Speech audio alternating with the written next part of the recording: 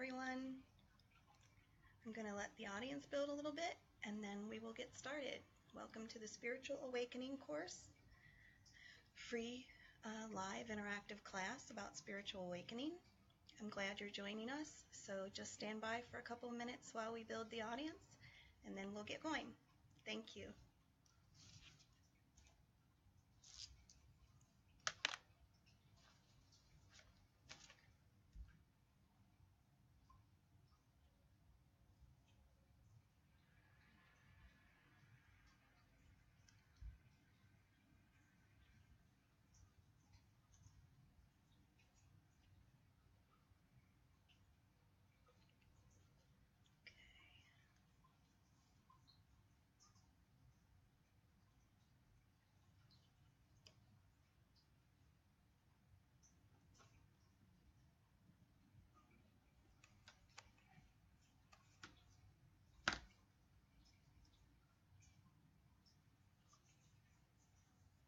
Hey Tracy.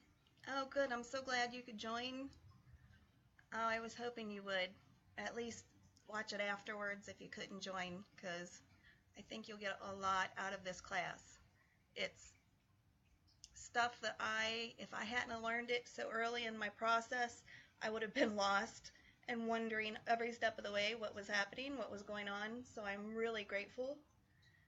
And it's just so much information. It's not something you can really carry on a full conversation with people about unless you do something like this. So I'm really excited to get the chance to teach it. So I'm going to wait a couple minutes and let the audience build a little bit and then we'll get started. But thank you for joining me. Hopefully my comments don't freeze up like they did last night. Hi, Ayana. Welcome. Glad you're here.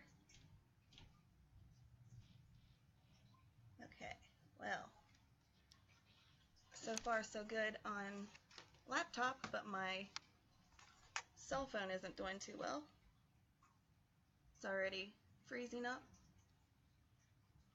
Hi, Kit. Good evening.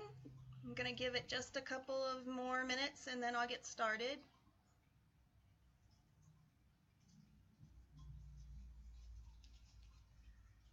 Oh, you're so welcome, Tracy. I think everybody needs to get this information. Honestly, it has helped me so much that I'm offering it free here to everybody that I'm familiar with and that follow me on Facebook and in the groups that I am in. So I want to offer it free to those individuals, but I'm actually planning on building a full professional course and teaching it online, either on my website that I'm building or a affiliate program with one of the other online schools. So even though this isn't professionally created yet, it will be and put into a professional form and offered for a price. So I'm really excited to offer it to everybody for free that is interested right now. So it's a lot of information that I actually paid for along the way, along with researching. So I'm excited to be able to offer it to everybody. Hi, Carol. One more minute. We'll wait one more minute and then we'll get started.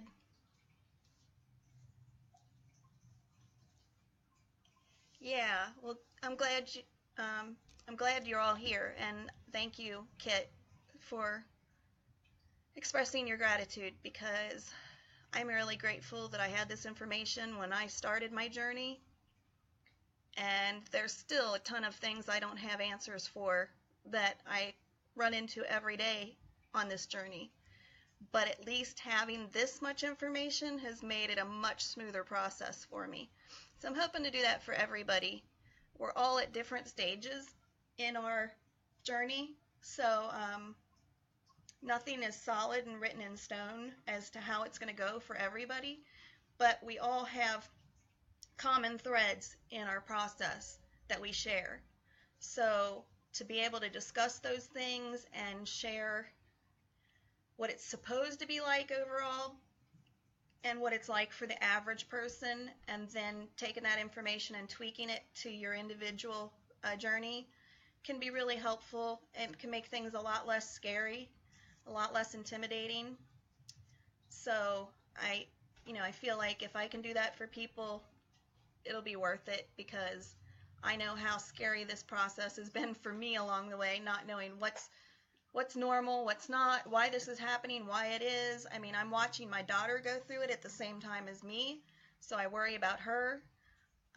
And some of this stuff is really scary, especially some of the symptoms, and it's not meant to be, but when you don't understand it, you tend to fear it. So if I can help everybody to recognize that this stuff is normal, you can expect it, it'll take a lot of the stress off of everybody and let them kind of just relax and enjoy the process without the fear part of it. So, hi Sierra.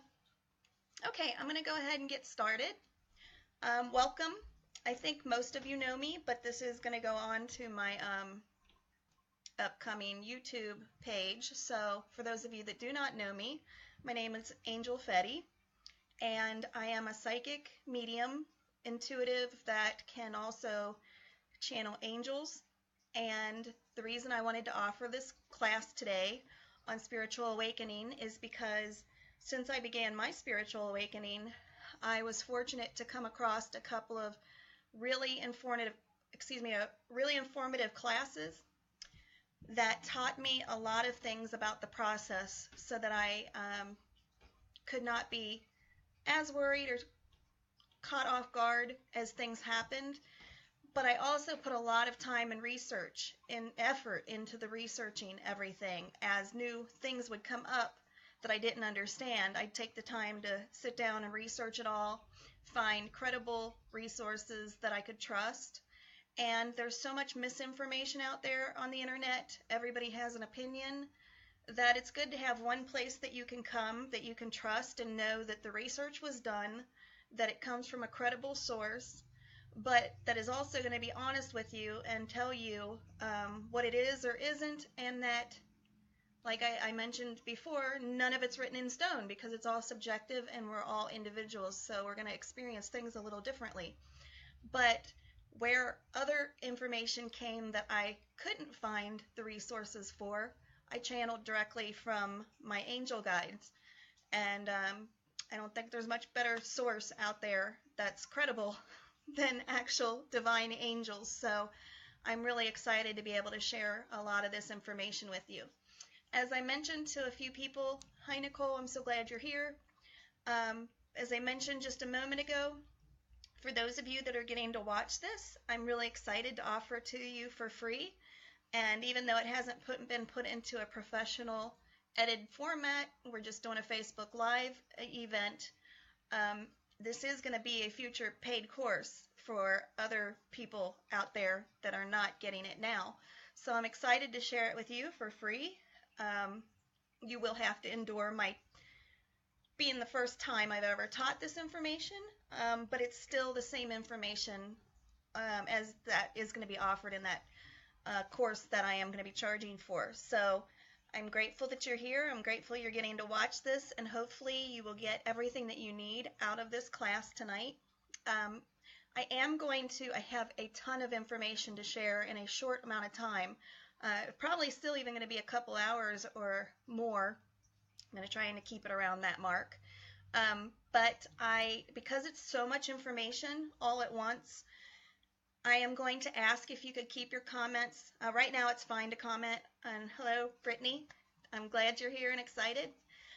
But once I start into the information, I'm going to ask if you hold your comments, and please have something to write down with, pen and paper, or a device to save and type your questions into, and please write down your questions as they come up, because I don't want you to get distracted in the information, and by the end, when you get the chance to ask, you forget what you were going to ask, because that's something that I would do, so I'm bringing it up.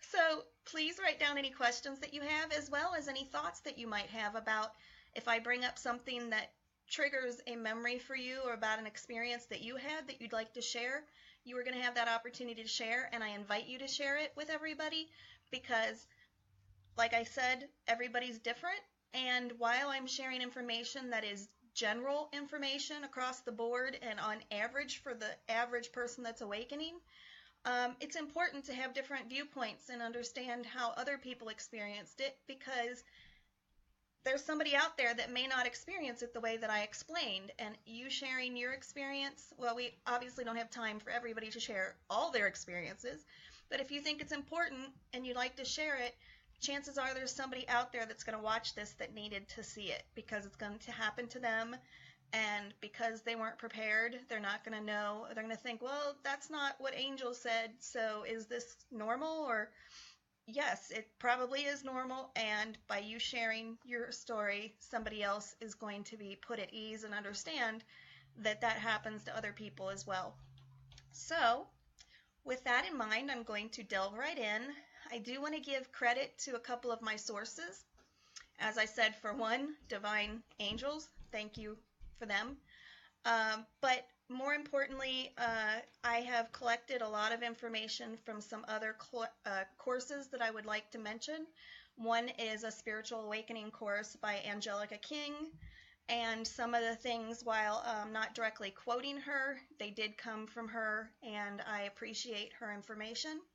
So I would like to give her credit for that, as well as some things that I've taken from combined courses across the board that I've taken from Sal Jade. So if you've ever heard of her, she's an amazing psychic intuitive that has some really good classes out there that she offers individually as well as on some group class websites. So with that in mind, let us begin, and please don't forget to write down those questions because it's really important. Now, because it's so much information, I am going to be reading some of it straight off of here. I apologize if I keep looking down. I didn't have time to make cue cards, and it's just so much that would have taken a lot. So if you would just bear with me on that, I'd appreciate it. So anyway, spiritual awakening. This can mean a lot of things to different people, and it can be really confusing because, hi Brandy, I'm starting the class, so I'm going to ask if everybody would keep their comments till the end. Brandy, I just told everybody this, so I know you didn't know it. That's why I'm repeating it. So if I don't answer anybody in the meantime, it's because I'm focused on the class at the moment. So please excuse me if I don't reply back, but I promise you I'll address it and talk to you at the end. Once I get the information out, then we'll have an interactive discussion. Okay, so spiritual awakening can be really confusing because not everybody goes through it. So when you start experiencing some strange things that you can't explain, and you know that you don't see it happening to other people around you, family and friends, it can be really scary. It can be really disconcerting, and some people actually consider that they could be mentally ill, or think that there's something demonic or spirit related that's affecting them. And I think it's really important that we get this information out there because we are in an exciting, amazing time right now. It is true that not that many people have spiritually awakened yet. There are some amazing, beautiful souls that are so wise that they're beyond their time, and they awakened years ago, decades ago, and some of them are quite famous. But the majority of the population has not. And right now, if you are awakening, it's actually a sign that you are spiritually advanced than the majority of the human population. And I think that's extremely exciting to know that. And there's a reason why you specifically, have been so-called chosen to awaken before the rest of the population.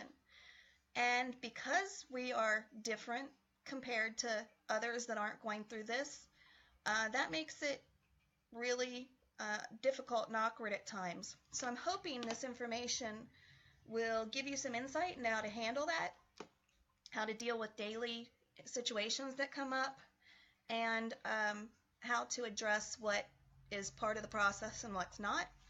But there is a reason for your awakening and a reason for the why it's now that it's happening.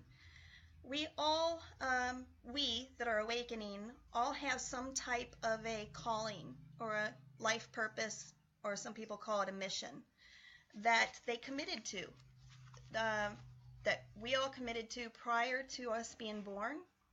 So before you were born, you agreed to or volunteered for some type of a life path. It could be different for everybody, but there are some common reasons intertwined with each of our life paths that we've chosen. Most of us are here to help. We're here to help other individuals, other human beings, the human collective, as well as helping ourselves along the way, and to help also shift the Earth's energies and vibrations. And if you don't know what that means and why it's happening, I'm going to go into that as well. But a good reason for our awakening is to grow, to learn, and to get into our life purpose, but also to help the energy of the Earth shift and ascend. So we actually then, along with our spirit guides, our actual spirit guides and our angel guides, all pretty much kind of sat down in a meeting before we were born, and we figured out what kind of a plan we needed for our life. What type of life do we need to live in this lifetime, here and now, to be able to best support our purpose, our life mission that we chose. Some of us discussed it with Creator and decided this is what we were going to do. Some of us volunteered for different purposes. Oh, I'm sorry. Hold on. Light outage. Hold on. Sorry, guys. Okay. I bumped the button on the floor. Okay, so we had, some of us had volunteered for certain missions. Others of us just decided what we wanted to do. And then we discussed it and figured out, like I said, what type of a life would best support that purpose. So what kind of lessons did we still need to learn to be able to fulfill our purpose? We need to know and be able to figure out how to succeed at this mission. And along with succeeding at our own personal growth and spiritual ascension, we needed to figure out how to be able to help and raise and elevate the consciousness of humanity and the Earth as well. So basically, I'm sorry, lost my place. Also, this would help bring us closer to the source and divine spirit. Some people call this this ascension and growth of our consciousness a Christ-like consciousness. So in trying to raise our vibration and our, what they call an ascension, is to try and raise our consciousness level to as close to Christ or the divine spirit as possible, to be knowing as much as we can possibly learn and grow as knowledgeable and strong and wise and close to them as possible. There's a lot of different ways you can describe it, but that's the basics about it. But along the way, we had to, we also have to set an example for others, because helping others is to set an example for them so that they know what, so they're inspired by us, so they can see that we can live this kind of a life and that there's a great purpose for it, and we can help others and love others and show them love without expecting anything in return, and hopefully they will do the same and want to follow the same path. So we actually laid out a plan for the type of life that we need to live now, but most of us have lived many previous lifetimes.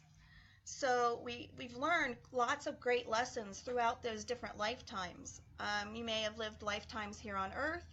You may have lived them in another dimension, but you've learned a lot along the way. You've gathered a lot of great lessons along with a lot of wisdom, and it's helped us to already grow and ascend to the point where we were the day that we were born into this life.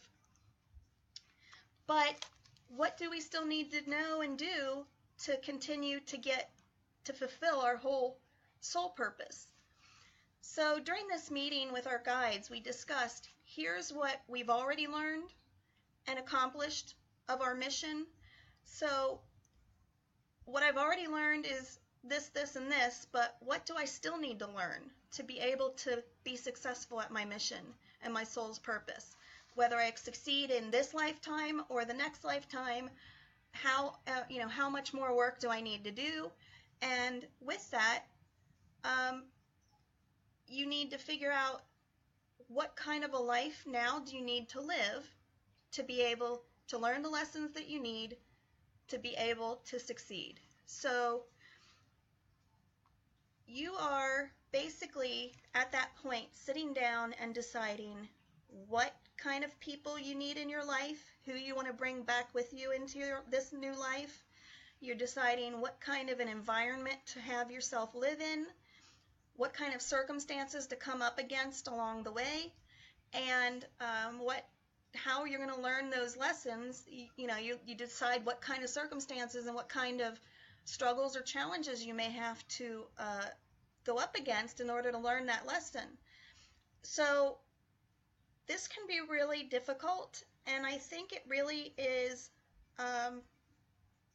it's a credibility to your soul and who you are as a person, because if you have already chosen the different previous lifetimes to get you to this point that you're awakening at this point in time, ahead of the game, ahead of the majority of people, then it's a testament to the fact that you have probably learned way more lessons and gained a lot more wisdom than the average person. You're spiritually advanced. And the only way that happens is by facing challenges head on and taking big risks and being willing to do whatever it takes to learn those lessons. And some of us I know have lived some really hard lives. We've faced a lot of tragedy, a lot of trauma, and I'm here to tell you now, and in the information I'm going to give you, that none of that was for nothing, that there was a purpose behind all of it. And in that purpose, you gained so much information, knowledge, and it really is a testament to your heart and your soul that you were willing to take on this type of a life, to sacrifice yourself and go through that adversity and whatever pain you knew was going to come along with that. And that you were willing to do that and volunteer that before you even came to this life, all for the bigger picture and the greater good for yourself and others. And the majority of people aren't willing to do that. And that's why they're not here yet, and why it's going to take much longer for them to get to this point, and why they need now people like you to help bring them through it. So please just know that if I am talking to you right now and you are in the process of a spiritual awakening, it means that you are a beautiful soul that is kind, selfless, and caring, and is willing to sacrifice for your fellow man and for yourself and your loved ones, because your loved ones go along with you through everything, but you know that it's for their good in the end, that everybody's going to be happier in the end because of that sacrifice.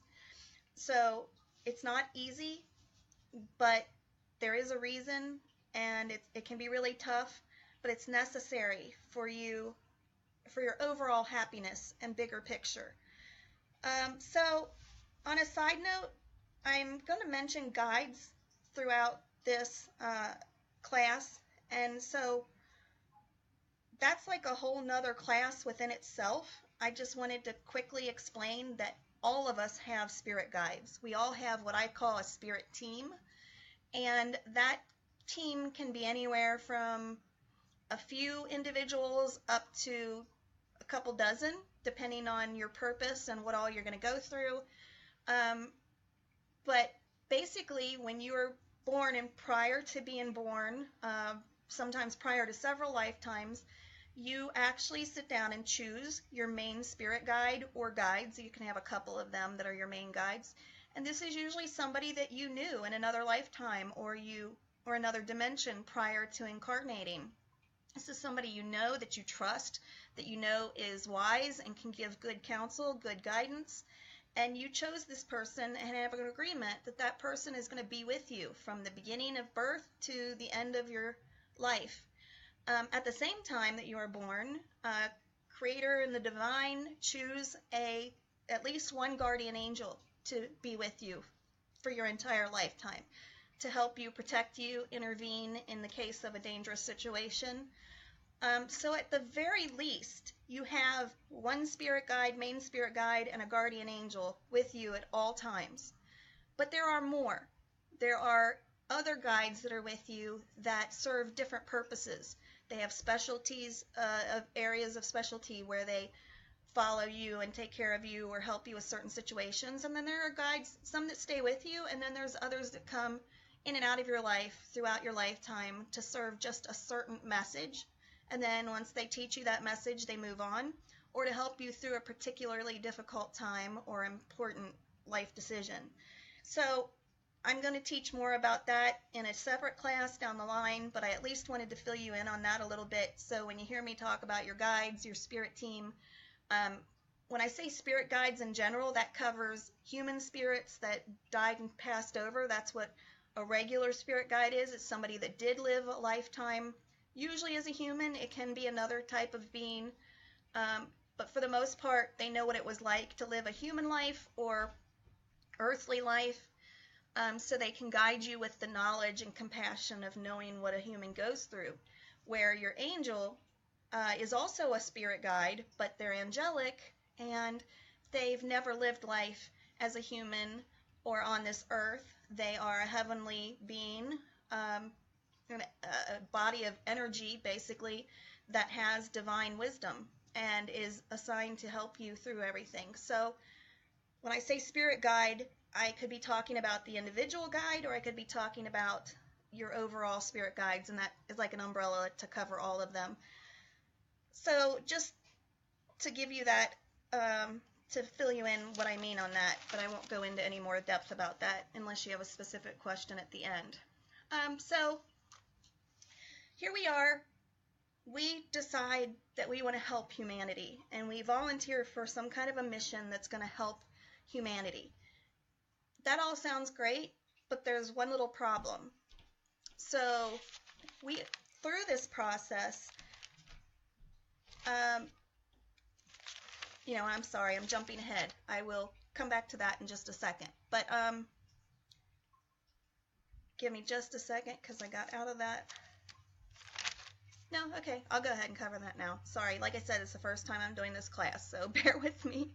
But yeah, there's one little problem, and that is that as we are awakening, and as the group of us advanced souls that are awakening right now, in a way, the earth is awakening too.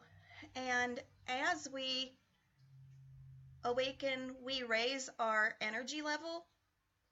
Everybody that awakens, and our energy level goes up as we go through the process, helping us to tune into a higher frequency. Well, the more of us that start to awaken, and the faster we awaken, it affects the Earth's energies as well. As the collective of us awakens, it speeds up the Earth's energies. It shifts the Earth's energies. But at the same time, the Earth is already doing its own thing, and it has its own energies that are separate from us, but affect us, especially because we tend to be more sensitive. So we got a couple factors coming into play. We kind of depend on the Earth, and it depends on us for this process. Here's the problem, though. The Earth's energy actually is very dense and slow because we're in the third dimension. And that's the energy in the third dimension is slow and it's dense. Plus, you and your spirit know that you are going to as an innocent child, be born into this life, you're going to encounter a lot of naysayers. You're going to encounter, and I'll get back to what I meant about the energy in a second.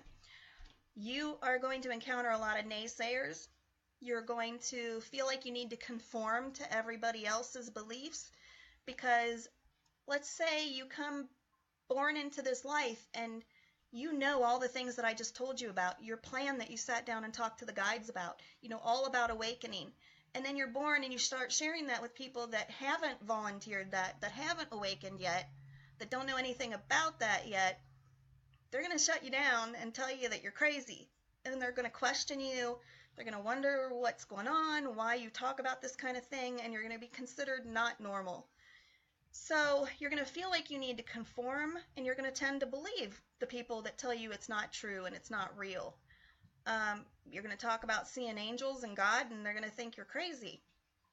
So you'll tend to need to kind of go along with everybody.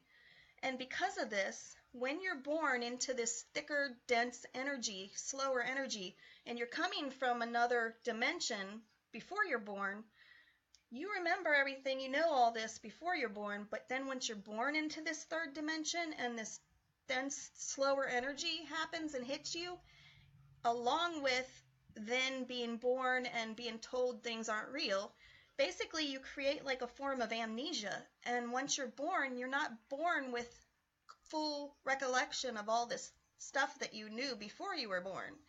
You may remember a little bit of it, and some children actually do remember some of it. But then, like I said, they get shut down and told it's not true or not real if they don't have supportive parents and other people around them. So they tend to start blocking it out, and they tend to forget it on purpose to protect themselves. Or they conform and they start to believe themselves that it doesn't exist and it's not real. Therein explains why we don't remember any of this. So, knowing though, this is a set timeline that you set for yourself. So, you knew this was going to happen. You knew this is how it was going to play out, that you were going to forget. You knew that even if you remembered anything, you're probably going to block it out or refuse to believe it because you're a child at this point. So, you chose with your guides a set timeline of when you're going to remember it again. Hence your spiritual awakening. So before you were born, you decided that around age such and such, you're going to start slowly remembering all this stuff or relearning it if that's what it takes. It's based upon mostly your life lessons that you learn along the way and when and how long you need to learn. Also who you are, where you're from. Where you're from could actually include if you're originally incarnated on Earth or if you're what they call a star seed, that you may have originally, your soul may have originally been created in another galaxy. If you were originally created in another dimension, all of those things can play into when you start to awaken and how you spiritually evolve. But overall, your mission and when you're best needed, awaken and develop right at the time that you're needed the most. When you're supposed to start, you need to, it's planned out so that you learn in time everything you need to learn so that you're ready and available to fulfill that mission. So then you're born, forgetting all this amazing info, and along the way, your loved ones, your support guides, spirit guides, all help you and guide you through your lifetime, and you never even realize it that they're doing it behind the scenes. They'll drop little hints of things here and there, just planting seeds. But your soul never forgets. You never totally forget. Your soul, which a lot of people refer to as your higher self, your higher sense of being, is also kind of like your consciousness level, not your subconscious. Well, yes, it is your subconscious, I guess. It's what you don't realize you know, but it's in there deep enough that you do know it, you just don't realize it. Your higher self always knows this, and it remembers your mission and helps you, pushes you, and kind of gradually nudges you along the way through life to get you to where you need to be right now and through this process. And that sounds great, but then life hits. And we go up against a lot of challenges. But you need to know that you are a spiritually evolved human that is so much more advanced than the average person out there if you're awakening now or have begun to or have been for a while. You have been called or volunteered to awaken at this point in time ahead of the game to help, assist, and more move other humans through this process, through the energy that they need to go to awaken themselves. First, by healing yourself, though. The first part of your process of your awakening is you need to heal yourself. Some people heal through their DNA, but you also heal your inner self, past lives, karmic issues, whatever it is that you've suffered from and need to process and heal from, you do that first. And what's within you and your energies, while you're healing and while you're doing this, you don't even realize it, but you're actually helping to heal other people along the way before you even technically start trying to help them. Just by you doing this, you start to raise your vibration, which then affects the people around you, raising their energy and their vibration a little at a time. Not to the same degree as yours, but giving them a head start before they even start to spiritually awaken. You're having a positive effect, literally, on them just because of your energy being more positive and uplifting and a higher vibration than the others around you. As we grow and we heal and we shift inside, the more of us begin to do the same. It affects everybody as a whole. So the whole Earth's energies then begin to shift into a higher dimension of love and light. And next stop, the fifth dimension, which is really exciting. Now there's a whole explanation about us ascension and us ascending into the fifth dimension. I'm only going to touch on it here. If you don't know about it, you don't understand it, I strongly recommend you do some research on it. I may teach about it in the future, but I'm going to give you enough information for what you need to know right now to get you started. But it is something, if you're spiritually awakening, that you need to know about and learn about, because it's going to definitely affect you in a huge way, and it's a beautiful thing. Some people are going to go there, some are not, by choice, by free will. But if you're choosing to follow your path of awakening, you're going to be ensured to be ascended into this fifth dimension, and it's going to be incredible. So the Earth basically has been in darkness for a very, very long time, and kind of separated, where people remained asleep this entire time, not knowing the things that we're learning now, but that time is over. So we are now coming into this time of enlightenment and awakening, and the Earth is returning to a place of unconditional love. So there are several theories on this. I personally believe in one God. I believe we were created by a God. Some people call him creator, some people call him source. Please use whatever word it works for you, whatever you believe in. Other people believe that we are an experiment, that we were created a certain way, and over time we've changed and moved out of that way, and now we've kind of an experiment gone awry. Some people believe that other alien galaxies have experimented on us. I'm open to that belief, but I do believe it's happened a little bit differently than that. I believe God was involved in all of that and is our creator, but I'm not going to try and convince you of that. I'm just explaining that there are different theories about that. then there's others that believe that nature is basically now trying to save herself, that we came into this world, started destroying nature, and now nature is trying to correct everything that we've done through this ascension process.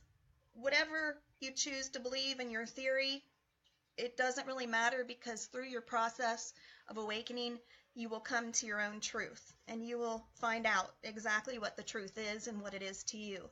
And that's what you need to believe, because your guides are going to tell you exactly what is right for you.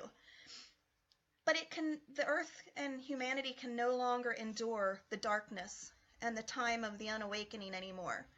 However you believe it to be, God, nature, alien experiment, we've destroyed ourselves and we've destroyed the earth. And basically, if something doesn't change, the earth will cease to exist as it does. Something catastrophic is going to happen, and it's going to affect humans in a catastrophic kind of way. So we must return to a place of pure, unconditional love. So to save both us and the planet, that's basically what we need to return to. But will in return love, nurture, and sustain this planet by us returning to this pure unconditional love. And we can basically save the earth through this happening. The earth needs us, and the advanced souls, us, that are currently awakening, are here to help heal and raise human vibration and consciousness to open their eyes and help trigger their awakening so that they can return to this place of unconditional love. And in time save the earth as well and heal it, raising its vibration and energy. The more that we awaken, the more we all rise and ascend to a higher consciousness level, and it also will then raise us to a higher dimensional level. What I was talking about is currently we're in 3D, in the third dimension. As we continue to rise and get to the higher shifts in energy, eventually our reality will shift from a third dimension reality, into a fifth dimension reality. And there's a lot of amazing things to say about that, but I'll finish what I was saying here first. But because we will shift, it will shift us into a higher dimension where nothing but unconditional love is real and can survive. And that's the case in the fifth dimension. Nothing is real. The reality of everything in the fifth dimension is love. Love, nothing else matters but love. And I'll explain what all that means. But so almost it's kind of like a utopia, or some people consider this to be heaven on earth. It's just another dimension. But we will be aware and awake to the consequences of everything, and therein there will be no room for selfishness, no room for fear or negative lower vibrations, because lower negative vibrations cannot survive in the fifth dimension. They'll basically remain in the third dimension, but not in the fifth. And everybody is going to have the opportunity to spiritually awaken. And I'm not going to go into this too deep because it's quite of a debatable thing.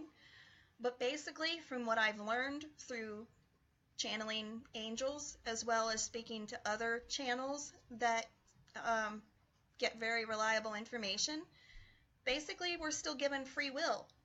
And we can resist and decide that we don't want to awaken.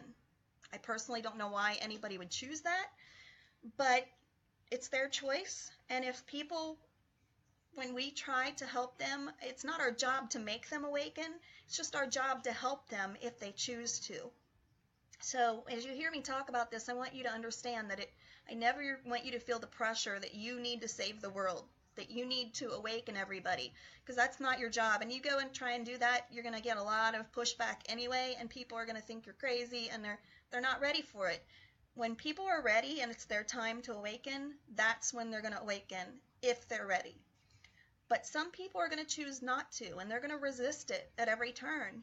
And in that case, what I've been told is that they will stay at a lower vibration, a lower negative level, and basically, when the time comes, that could be 100 years from now, it could be sooner, but when the time comes, the shift happens, they will basically stay in the lower dimension, in a third dimension, where those that choose to ascend, choose to awaken, will shift to this fifth dimension, a higher dimension. But we all basically help each other by helping ourselves. And it's really important for you to know that you can choose not to do this and opt out, but the earth needs you and humanity needs you. And it's good to remember through this process that no matter how hard it gets, no matter what you may face, that your soul is already aware of all this, and your soul has already volunteered for this, and otherwise you wouldn't be already starting the process. So know that you are loved and supported behind the scenes, and that you wouldn't have chose this path if you weren't capable of it, if you weren't strong enough, if you wouldn't have enough love and support to get you through it. There's no way that you would have made that choice if you knew that there was a good chance that you were going to fail and not be able to succeed. So don't ever doubt that you're not strong enough for this. Don't ever doubt that you can't do it, because you can. And you have a whole team behind you in another realm that's just waiting for you. But then on top of it, you're going to run in, because of this path you have chosen, the universe is going to put the most amazing people in your path that are going to help you along the way. As your vibration raises, you are going to attract the people that are vibrating at the same level, that their souls are aligned with you and your life purpose, which means you're going to meet like-minded people that are going to be able to offer you friendship and support along the way, and you'll be able to do the same for them. So you have right now, physically, we all have what is called a carbon-based physical body, and that cannot survive in the fifth dimension, nor can it, as it stands before you started your awakening, it cannot shift from the energies into the fifth dimension the way that it was. That's why it's important, because the carbon body vibrates at a much lower vibration and lower energy level. So we need our bodies to prepare for the process along the way to be able to shift into the next dimension. Our bodies will transform into what is called a crystalline body, so that you can carry the proper spiritual energy and higher vibrations that this body needs to go from the third dimension. And the great thing is that this body cannot survive with disease and discord. And you wouldn't be given that body going into the fifth dimension if it meant that it couldn't survive. So what that means is, the higher you vibrate, the higher the energy goes in your body and you get into the higher dimensions, there's no room for disease and discord within your body.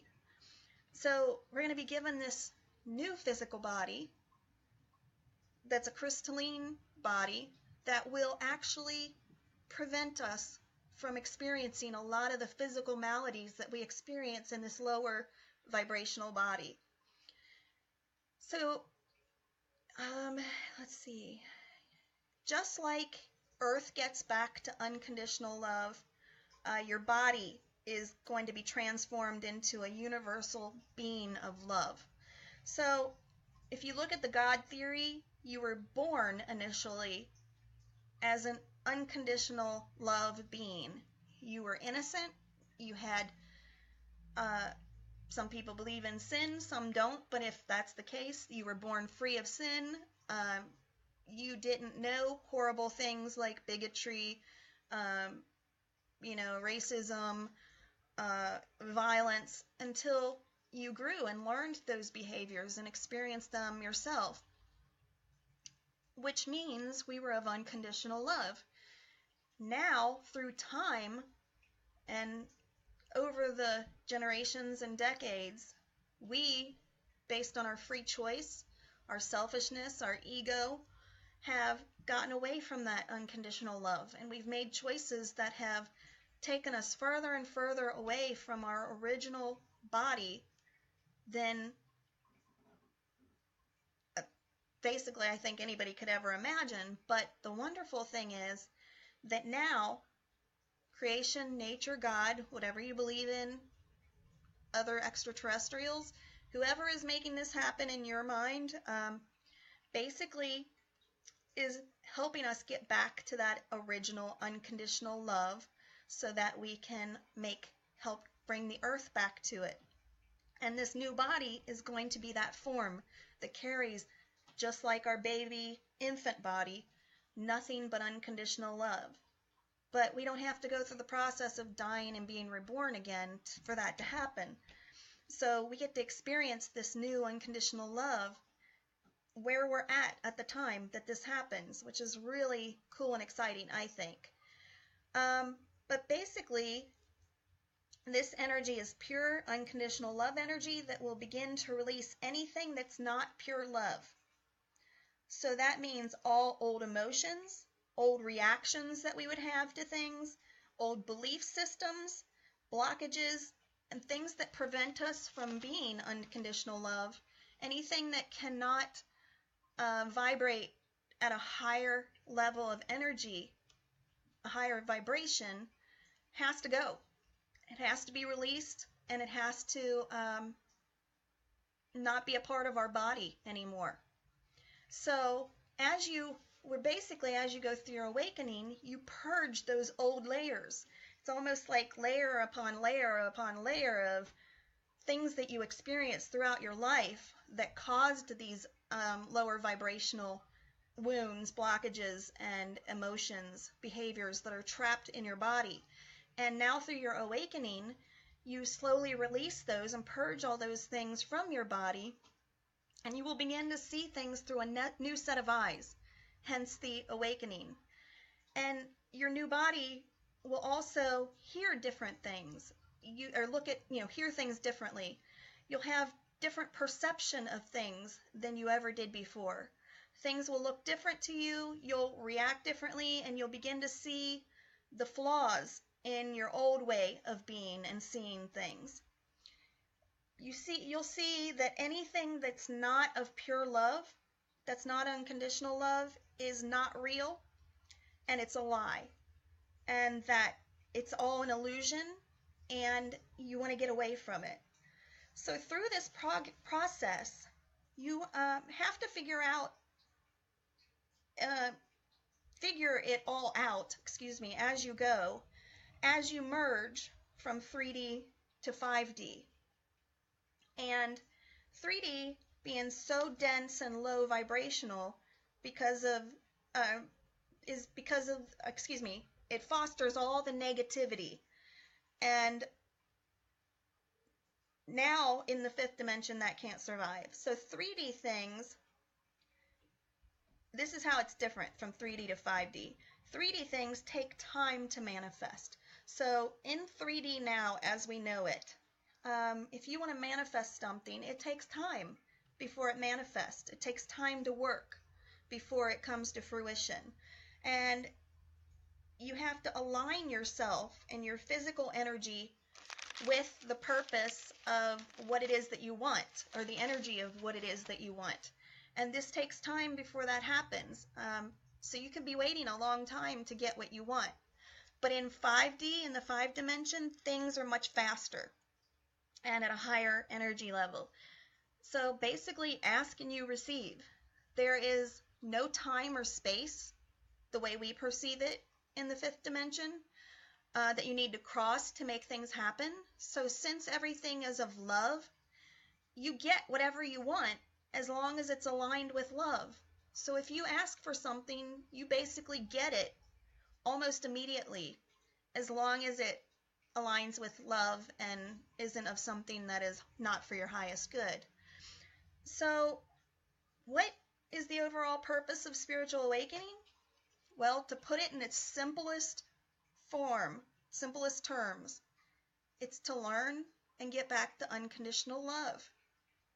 And to learn to love everyone unconditionally, to have compassion and empathy for others, or in a way that you weren't capable of before you awaken. Unconditional love can heal and transform anything and anyone. It's the core of who you are as a soul and where you began. So it's how we were meant to be and originally created, and we've just gotten away from that way too far because of everything, the choices that we've made. But it's time to remember now and love yourself first and everyone else unconditionally once again, and get back to the root of our souls and who we truly are. And that includes total forgiveness. So basically, once we learn to love unconditionally, you get to a point where everything that was done to you and those that wronged you, in your mind, it's like it never even happened. You get to such a place of unconditional love that instead of fostering ill feelings towards that person, you're able to have compassion and understand why they did what they did. Maybe they, were abused growing up, or they never had a loving friendship to understand what it means to be a friend, or, they didn't have a good role model as a parent to know how to parent. So you see it from a different perspective, and you tend to find the gift in what that experience brought you and what you learned from it, allowing you to forgive that person completely. Total forgiveness, not conditional, not if they were sincere in their apology, but it won't even take an apology for you to just accept it and forgive them, because that apology isn't even needed. It's about what's in here and what's in here, and you've been of unconditional love. So you totally release all that is, if it's never happened before, you're just fine with it. As you transform and align with unconditional love, everyone and those around you will begin to change. You'll become like a natural magnet and attract others that are basically aligned with you and also are of unconditional love. So you'll no longer tolerate or allow anything but this around you anymore. Once you agree and commit to your process of your awakening, don't resist seeing people come and go, relationships in your life that no longer serve you. Your whole world will change and become a beautiful, magical place, because it's going to be free of all the things that hurt you and were negative before. So I hope I explained the basics of it pretty well, because if you have questions at the end, I'll go into it, but I know it's very confusing and there's so many things involved that are side classes that it would take a whole course to explain it all. And I haven't decided yet if I'm going to do this just as one class or a full course when I do the paid course. But at some point I will get into all these other things in more depth. But that's the overall basis of what an awakening is. Now let me explain to you the stages that you go through. Now, there are specific stages that you must go through, but no two people are exactly alike. So all of this is your own journey, and it will happen a little differently for everybody. But these are the overall stages that most people go through. You should probably go through all of them, but you may not go through them in this order. It's not unusual for you to jump one and come back to it later, or it's all dependent on the circumstances in your life and what's going on around you as to what triggers each stage. So what I go through may not be what you go through, but just know that this is overall how it works. Also know that there's a lot of misinformation out there about these stages, and I'm grateful that I found a credible source because I know from the one group I belong to that we were just talking the other day about a couple of articles. I've seen them all over the place that say stages of awakening, stages of awakening. And no two are exactly, I mean, no, not even exactly. No two are even close to being alike. Like they literally, the stages are completely different from one article to the next. And it's like, that might be the way the author perceived their actual individual awakening. And that's fine, but that's then how they need to share it. They need to say, this is what happened for me. Doesn't mean it'll happen that way for everybody, but no, they act like they're the authority on it and say, this is how it's going to be. And it's very misleading because then somebody comes along and reads that, and that's not how it works or happens for them. And then they start to question, what's wrong with me? Am I really awakening? They get confused.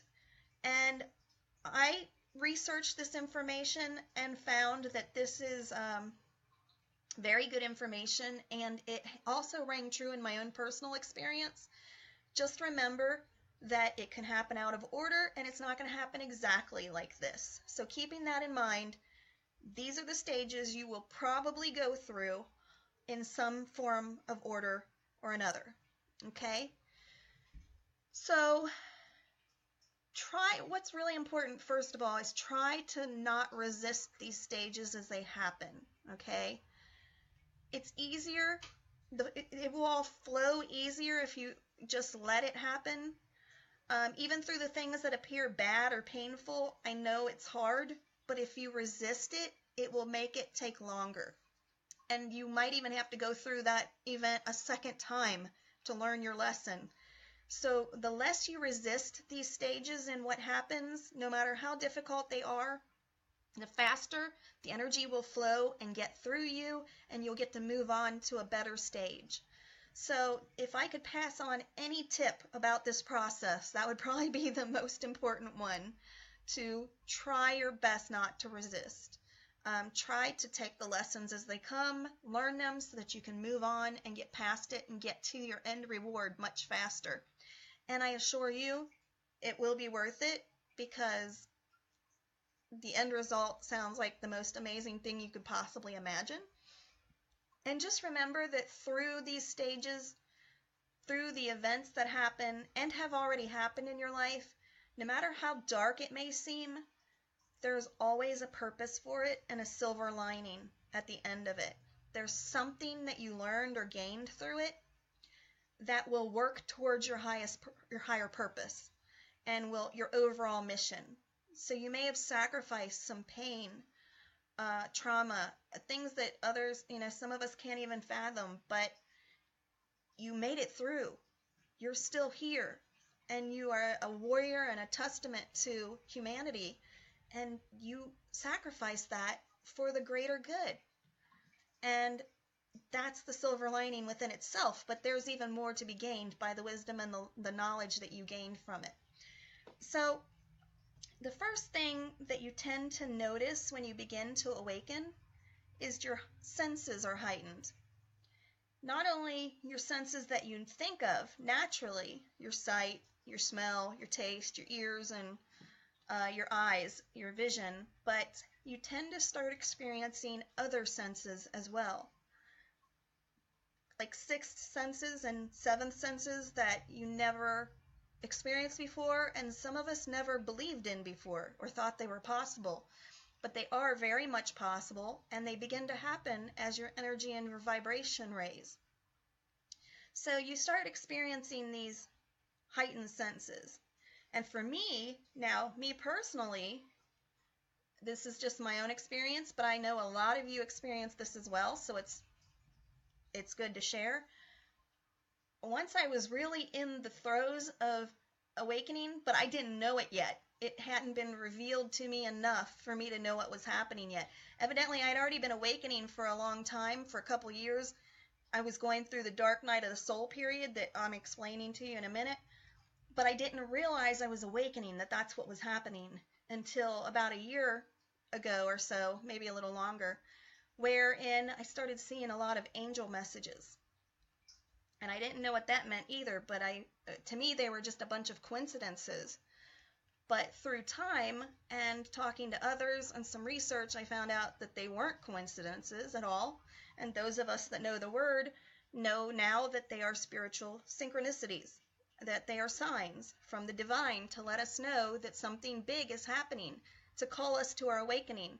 They're almost like doorbell triggers to trigger our memory coming back, to trigger us to start to remember everything that we've forgotten along the way. So for me, it was seeing repeated numbers all the time. Back in the beginning, I saw probably the most popular one is 1111. Everywhere, all the time, like every day, I'd look at the clock at 11:11, and I wouldn't look at it any other time. 444 was a big one for me. 9/11 I saw a lot, and through now the last year to 2 years or so, I've started to see other numbers. If you see these numbers repeated a lot, those are messages from your guides or spirit, and try and stop and be present and think about what's happening at that moment, and like make a mental note of it. See if there's anything that you need to notice, if there's a message in it at that moment. And if you don't see a message at that moment, then when you are able to, look up that number. Go online and put in angel messages 1111 and look up what it means, because there's an actual message within the numerology of that number, and that message will resonate and pertain to you where you're at in that life, that point in your life. So don't ignore it. Seeing other signs, feathers everywhere, random coins left around, turning on the radio at the same time every day, or hearing the same song over and over again. Every time you get in the car and turn on the radio, the same song's on. There's all kinds of different messages that they leave us. So that can happen very early on in your stage, but the heightened senses are you start to notice them pretty quickly. They're things that you never experienced before. You become more aware of your senses and new senses, and these extended senses help you experience the energies you cannot with your typical senses. So they're given to us to help us navigate other dimensional energies, as well as to help us see and feel and hear things that we can't with our regular senses.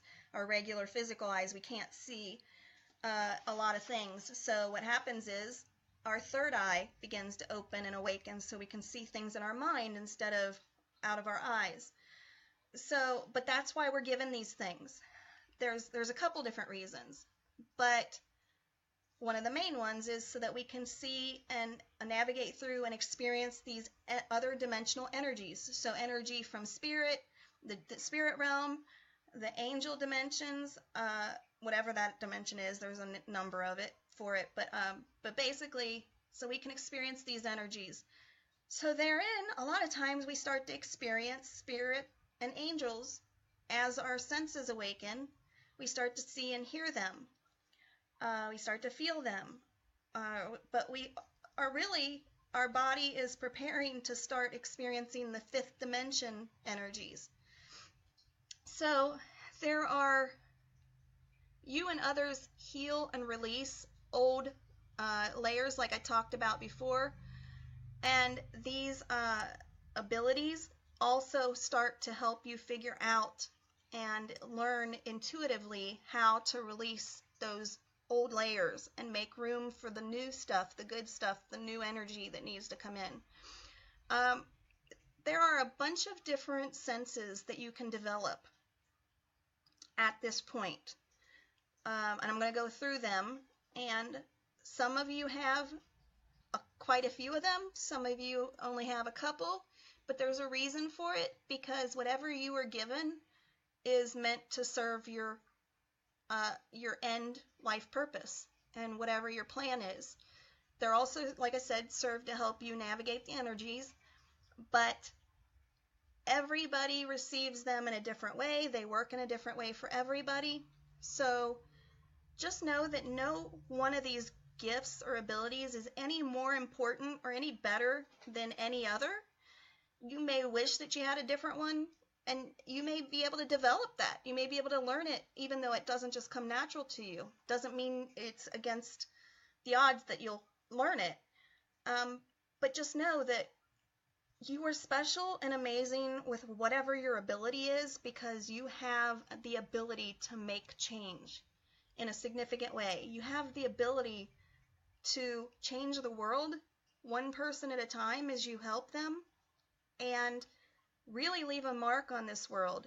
So don't ever underestimate what your particular abilities are capable of. They were given to you for a divine reason, and there's a wonderful purpose behind them. So one of the first abilities is called clairaudience. A lot of these start with the word clair, which means clear. Clairaudience is clear hearing, the ability to hear things in your mind.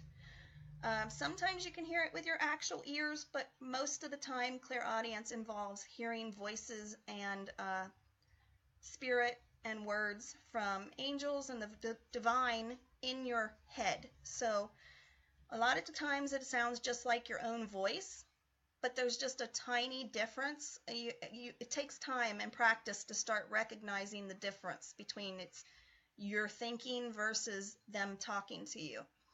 But you'll start hearing conversations in your head and you're like, wait a minute, I didn't say that. I didn't think that. Why is it there? And it's because you have the ability of clairaudience. And I know there's some of you out there that are actually going to watch this at some point, and you're going to be like, that happens to me. I hear that. I hear voices, or it sounds like my own voice, but I know I wasn't thinking that. And it's going to make sense to you. So that's what it is. It's called clairaudience. Another one is called clairsentience, and that means clear feeling. And it means that you can feel into things and understand what's happening, things that others cannot. You can feel energy. You can feel feelings and emotions that people are experiencing. And you can feel spirit and groups of large people. You can feel even locations and things that other people can't feel. It can be energy from people. It can be energy in the environment. Electromagnetic waves, microwave energies. It could be a number of different things. So that's called clairsentience. Another one is clairvoyance. That's clear vision. So clear sight, a lot of people call it. That means you have the ability to see things within your mind, in your third eye, using your third eye chakra, which is right above your eyebrows and between your eyes. So right around here, you have a third eye chakra. That's an energy center that major like a highway where energy moves through. And that is one of your ability centers that opens up and allows you to see in your head, in your mind. Some people call it your mind's eye. And that is, there's all kinds of forms of clairsentience. Sometimes you see things in your dreams while you're sleeping. Like you can see things that are going to happen in the future, things that happen in the past. All kinds of different things. You can predict or see what somebody's doing at this moment someplace else in your head. You can also see things from spirit. You may not see spirit with your physical eyes, but you can see spirit in your mind's eye. You can remote view, where you can actually stay right here in this one spot and concentrating on your mind's eye. You can actually see physically in your head. You can actually see, almost like it's with your own eyes, but it's not, something that's going on in another location at that moment. Or say the serial numbers off of a dollar bill in somebody's wallet. That's called remote viewing. And that's all forms of clairvoyance, sight, seeing something within your mind. Another form of a sense is empathy. It's similar to clairsentience, but it's a little bit different. It's where you know and understand emotions and how people feel. And you have compassion for their situation. You can sense what they're going through. and what's going on within them in a way that everybody else can't. Everybody has some degree of empathy, but this is extreme and much more sensitive. Now, if you're empathic, you're probably clairsentient as well, but it's not always the same. I mean, just because you're clairsentient doesn't mean you're going to be empathic and vice versa, but usually if you're empathic, you are clairsentient as well. You can also have claircognizance. Claircognizance, there's different ways to pronounce it. Some people pronounce it differently, but claircognizance is where you have clear thought. You actually think things in your mind and you just receive like downloads from spirit that put facts into your head that you wouldn't have known otherwise. So it's like a 9-year-old child knowing the dates of when the Eiffel Tower was built, and yet nobody took the time to explain it to them. They didn't teach it to them in school. You never taught them. You have no idea how your child knows this. They just know. Somebody with claircognizance has that happen. They just have facts that they're going to need at some point for some reason, now or in the future, pop into their mind, and they have no idea how they knew it. That's claircognizance. You also can have telepathy, which is sort of a form of clairvoyance, but it's a little different. Telepathy is where you can use your mind to transmit information from one person to another. You can be the sender or the receiver, or you can do both. Most people are better at one than the other. So you can sit in a room and send a message through your mind telepathically. It's basically through energy to another person's mind, and they can receive that message. And then there's also a couple of others that are less common, but they definitely exist, and that's clairtangent. Clairtangent is clear touch, and it means that you basically can touch an object that belongs to someone, say a pair of glasses or a wedding ring, and you automatically then can see in your head what something related to that person. So a lot of mediums use clairtangents to receive their messages stronger from spirit. They may not be able to get a good enough connection, so they'll hold on to an object that belonged to that spirit, and then it makes a better connection because there's residual energy from that spirit still on that object. So when the medium holds that object, their energy connects with the spirit's energy that's left on that object and allows them to connect with the spirit. That's called clairtangence. Then there's also, where did that go? I wrote it down and it's not here. Okay, there's also a couple of others like clairalience and clairgustance. So clairalience is the same. There's 3 different names for it, and I don't understand why. I can't go by just one. But clairalience is also known as clairessence and clairolfactance. All of those names are the same thing, and they basically mean clear smelling or clear scent, and it means that you might smell random smells out of nowhere that aren't really there and nobody else can smell. So if a spirit is in the room, the scent might be there, but it's coming from a different dimension or attached to a spirit's energy, and you're picking up on it because you have that sensitive sense. So basically, like say there's a spirit in the room that used to be a really heavy smoker, so you smell cigarette smoke, but nobody else smells it. Or they were a heavy drinker and you can smell the alcohol and you don't know where it's coming from. Or a certain perfume, like grandma used to wear rose perfume and you can smell rose perfume whenever she's near. And then there's clairgustance, which is clear taste.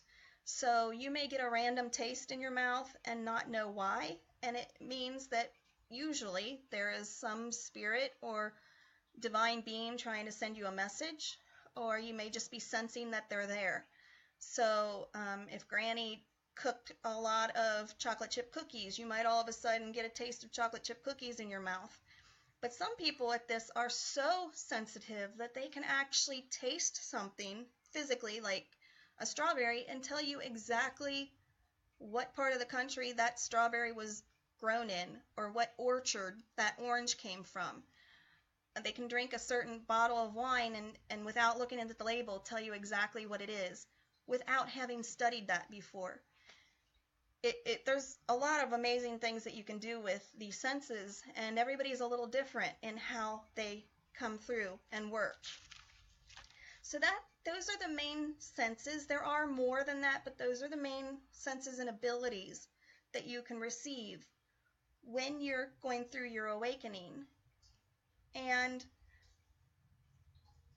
I believe that's it. I want to make sure I didn't forget any of my main ones. So know that the main reason that you receive these abilities, two reasons, is one, to help navigate the other dimensional energies.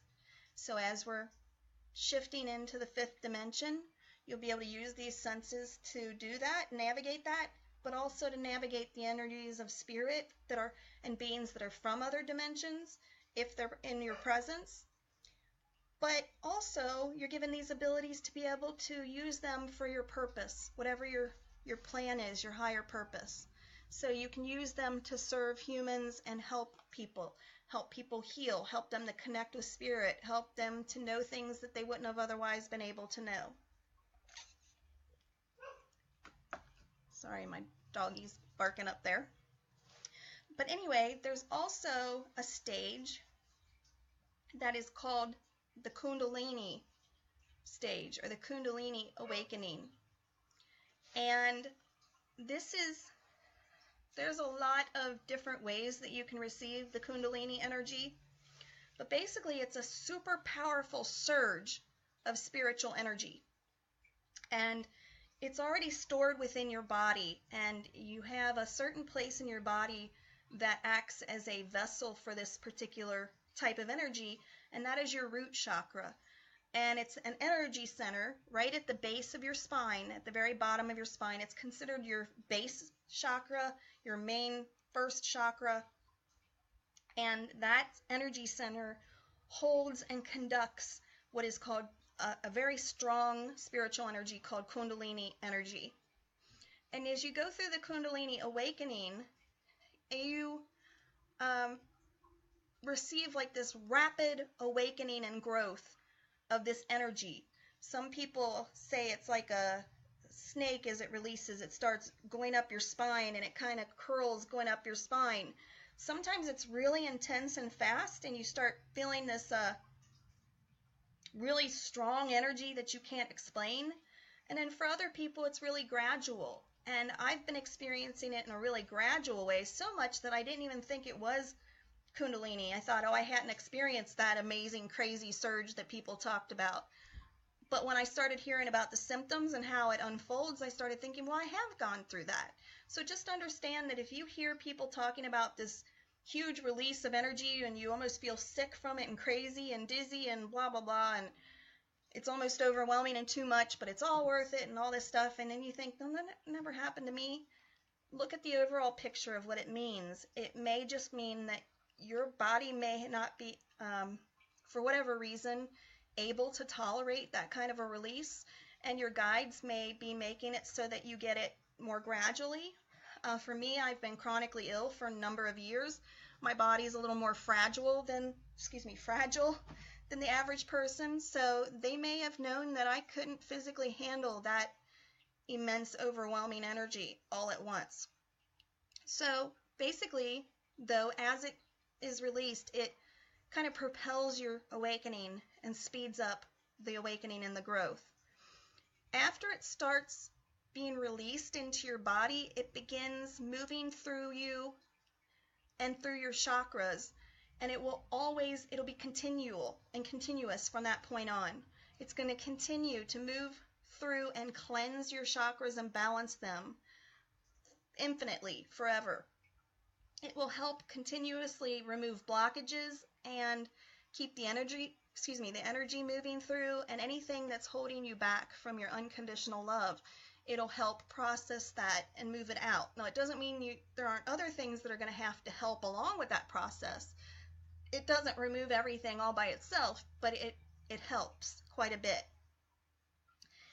And some people say that when they do receive the really strong surge, if it's like all very quickly, strong surge all at once or within a short period of time, some people say it's almost like an ethereal experience. That when it happens, you learn a whole bunch of information in a very short amount of time, and your body almost goes into a state of like euphoria for a short time, and it feels like you're almost high. And it can be amazing and wonderful 1 minute, but then it can be so strong that it can be like overwhelming and almost too much for people. And some people have even said they feel like they're going crazy, but just understand if it feels like it's too much and you can't take it at that moment, ask your guides to turn it down to what is within your best interest, or set the intention that it be calmer so that you can tolerate it. And usually that helps and it works. So it can actually make you feel sensations in different areas of your body that hold pain and blockages, and it'll clear those things. So you may feel tingling in a certain area of your body. You may get hot flashes, or a sense of heaviness in a certain spot that you don't normally have. And there is a little warning that you need to know about, because if you go on this high euphoria and it takes you really far fast, a lot of people, you have to come back down. And sometimes that coming back down process can feel like it takes you way down, like too far down. It's because you still are in the need of repair, to repair some of the deepest, hardest blockages and problems that you still have within your body. And you can get to, it's still working to try and get you to a state of unconditional love, and to the place where you're feeling that kind of bliss and euphoria that you experienced all the time as a regular form of bliss.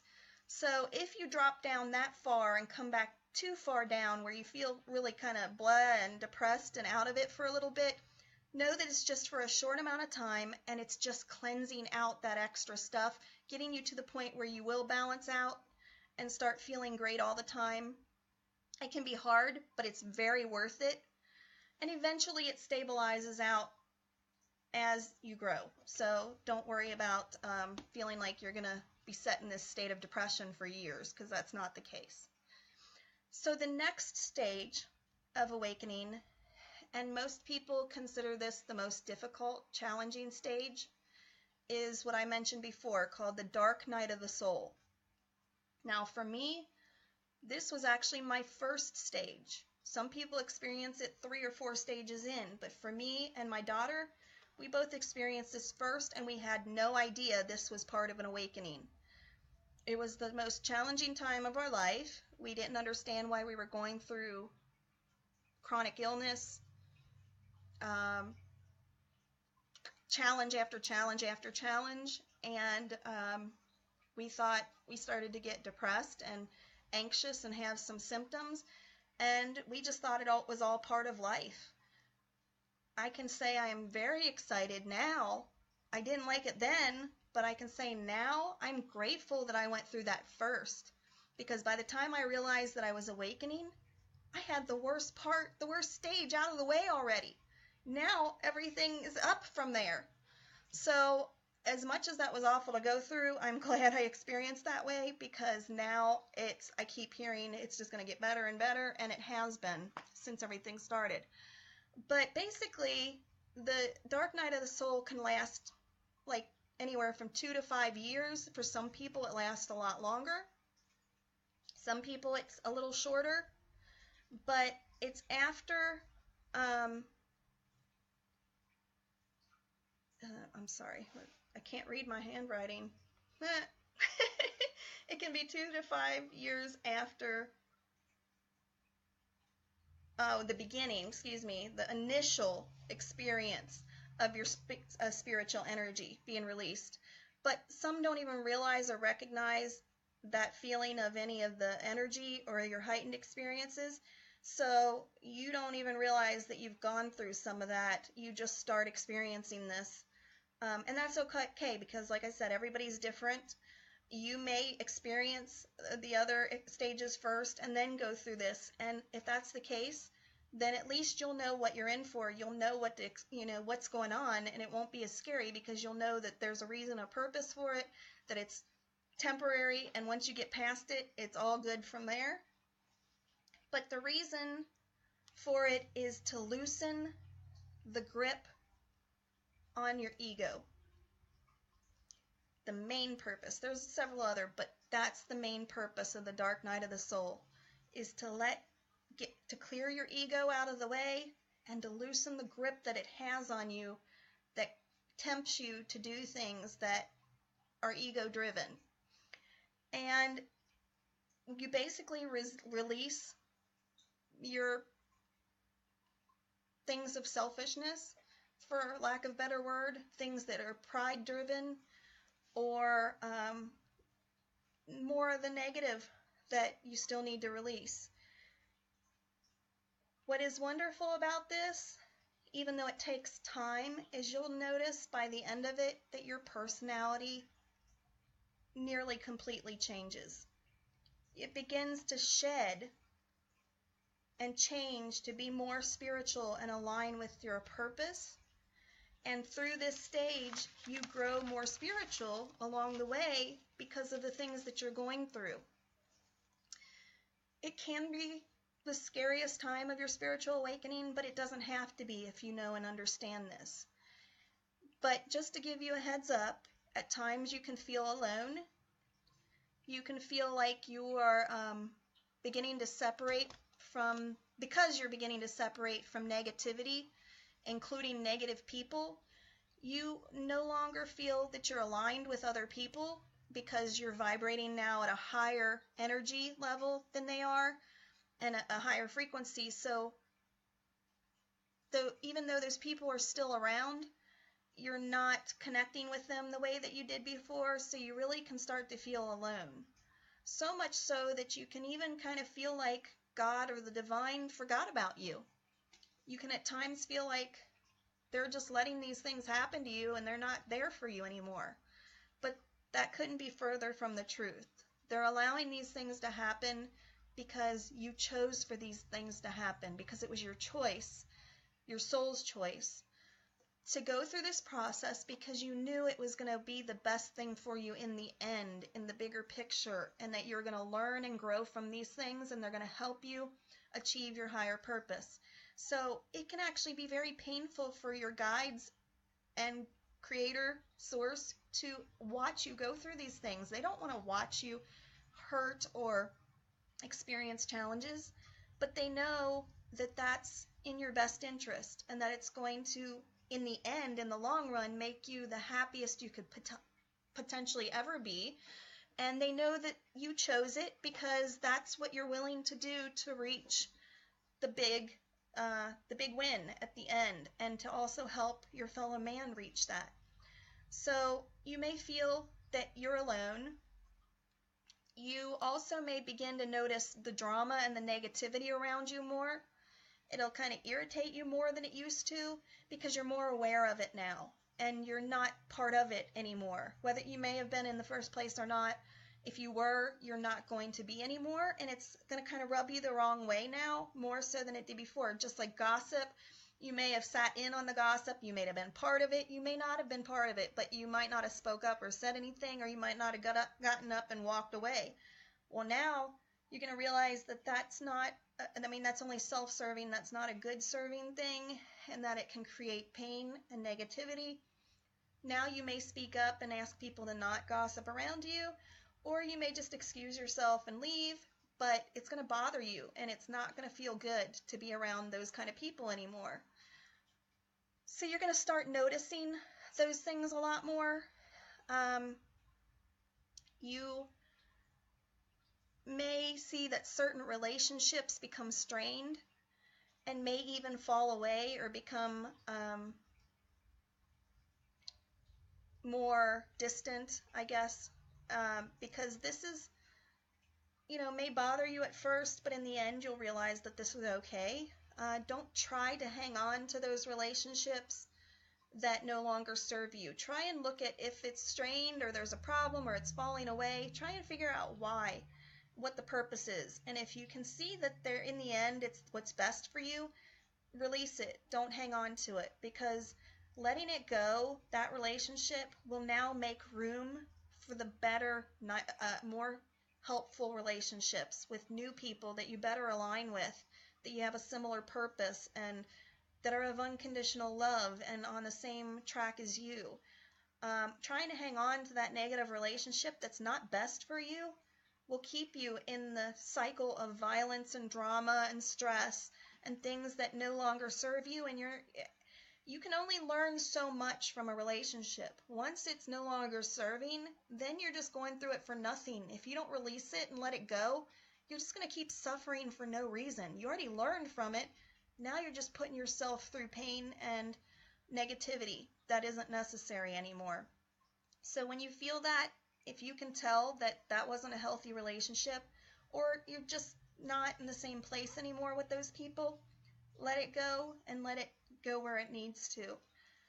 Understand that sometimes relationships are just no longer for your good, and that you learn a lesson from every relationship that you have. And some relationships aren't meant to be forever. Once you learn from that relationship and learn those lessons, they're meant to move on. They were never meant to be permanent in the first place. That person came into your life to bring you a message, to learn something from, and now it's time to let them go and move on. There are some relationships that are forever, but very few. So if you can try and look at it like that, you won't be so devastated when these things happen, because you'll understand this is part of the process. This is how it works. Relationships that complement one another and help each other offer an equal exchange. So these relationships that fall away are falling away because you are now vibrating at a higher energy level. You are thinking with a higher consciousness level. You're more aware and wise, and that other person isn't. They haven't grown. They haven't moved. So you're not going to complement each other anymore, and you're not going to have an equal exchange of give and take, serving one another unconditionally without wanting something in return. But you automatically get back whatever you put into a relationship, whatever you work at. Those kind of relationships you're not going to. You're going to give and give and give, and they're just going to suck and take from you because they don't understand or realize this is what's going on. But once you make room by allowing those old relationships to leave, it opens up room for the new relationships, the new people that you're going to attract now, because you are vibrating at a higher frequency. Other people that are vibrating at a higher frequency, that are in alignment with your purpose, that are of unconditional love, are going to come into your life, and now you're going to see that this person gives you just as much as you give, and takes just as much as you take, but not for selfish reasons. It's just an equal exchange of partnership, friendship, loving, and caring.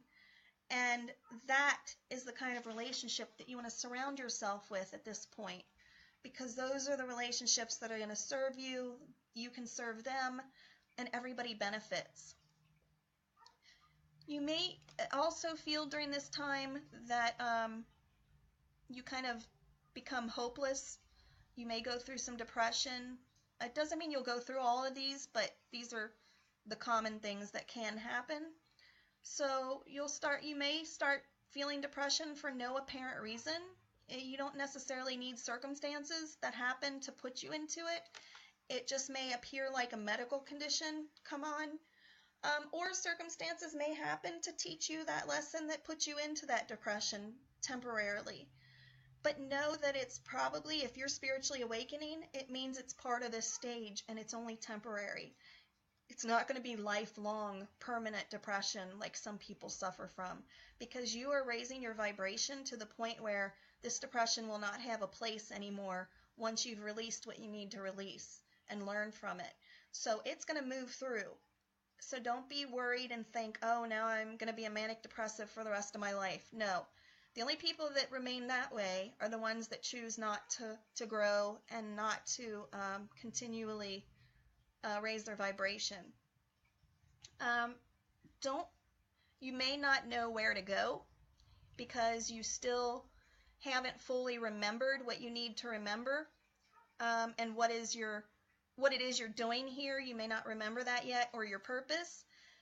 But hang on, hang in there, because you will remember soon. Remember during this process that your ego will lie to you, and it'll tell you that you need to hold on to the past and the pain and the people that bring you that pain and all that junk that you carry around with you. It will be, know that those are all lies, that you don't need to hang on to that stuff. That's just your ego kind of making a last-ditch effort to hold on to everything and hold you back. But as that gets released also, you won't feel the need for that anymore. And know that it will be different soon, so don't give up. Push forward, push through it, and ignore that ego when it starts talking to you. The dark night of the soul is technically the death of ego. Ethel, if you write down your question and hold on to it, I'll answer at the end, so I can get through the rest of this info, because I still got quite a bit more, but I will answer, I promise. But the dark night of the soul stage is basically the death of your ego, so of course it will resist. But keep an eye on the prize and know how good it's going to be in the end. The more you go with the flow and don't resist or push back, the faster and easier the energy will move through you. You'll release what you need to and clear out all that junk, and the easier you get through it and through this stage. Let go of what you no longer need, even if your ego tells you not to let it go, and start to listen. That's okay. No problem, Ethel. Start to listen more to your intuition and your inner self, your higher self. It's what you need to listen to, not your ego. The next stage of this process is called integration. And that's when all of the puzzle pieces come together. And now each part of yourself, each individual part of yourself, starts to fit into the bigger picture, your bigger self, and you start to see it come together. It integrates all into one being. You know, the individual pieces here and there start to integrate into one big picture. In order to totally, truly heal, you must remember the bigger picture, and don't lose sight of that. So if you're only focused on that one symptom, that one thing you're going through, that one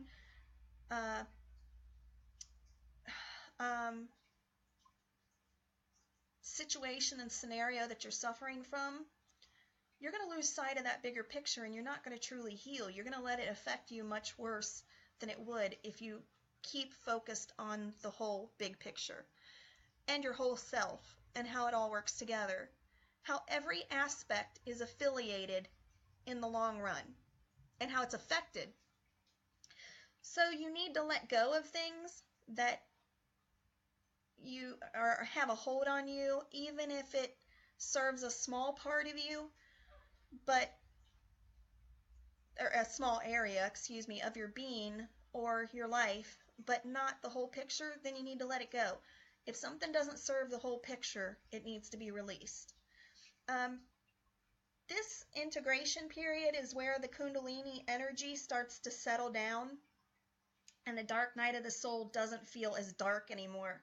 It's beginning to close and come to an end. And you start to be able to feel alive again, and you start to be able to enjoy life and realize you actually have a joy and a zest for life again. That's when you start to need to get in touch with your inner self and your intuition, because that's when you're really going to start relying on it more than ever.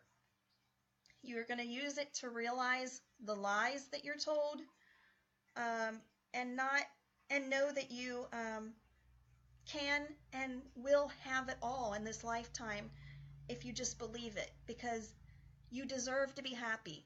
And after what you've gone through and what you've sacrificed, you need to know that you can have it all in this lifetime. Everything that you've wanted, everything you ever desired can happen and be a reality.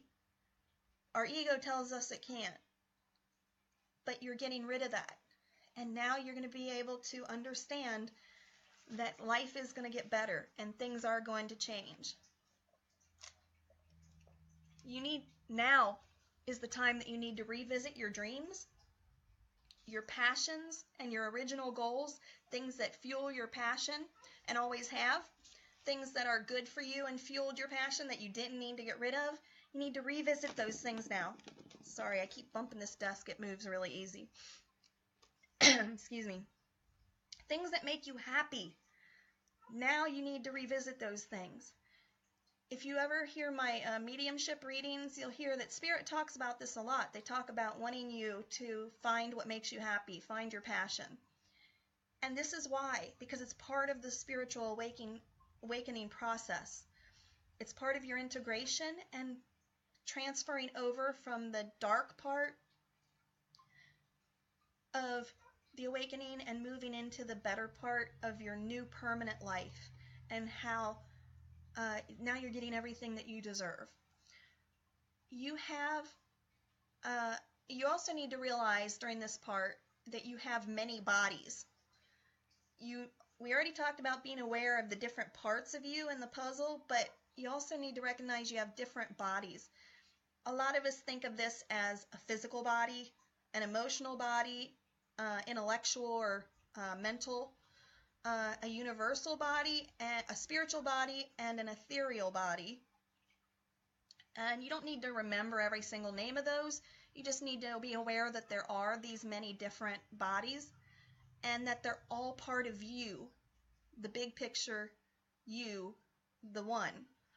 All these come together and become one body that you see, and it's all centered around oneness. You are one with others, and you're one with the universe. And at this point in your spiritual awakening, you need to become aware of how you, despite being many aspects of you, need to start looking at things as the one, the bigger picture, and how you become one with yourself, others, and the universe. You're going to start hearing about us all being one when you start talking to others that are awakening and others that are spiritual. There's a reason for this, because we become part of the collective of working together as one to help awaken and basically to save our race and our planet. You also need to remember that you're one with the divine. You're one with Source, so that's why you can receive their messages. Even if you don't realize you're receiving their messages, you are. And it's part of your intuition receiving them. It can be your extra senses receiving them, or your imagination. It's all messages from the divine. Any remaining broken areas at this time within you and during this stage must be integrated into oneness. Good and bad, yin and yang, day and night, it's all one, and whatever's broken at this point starts to become one with everything else and moves on.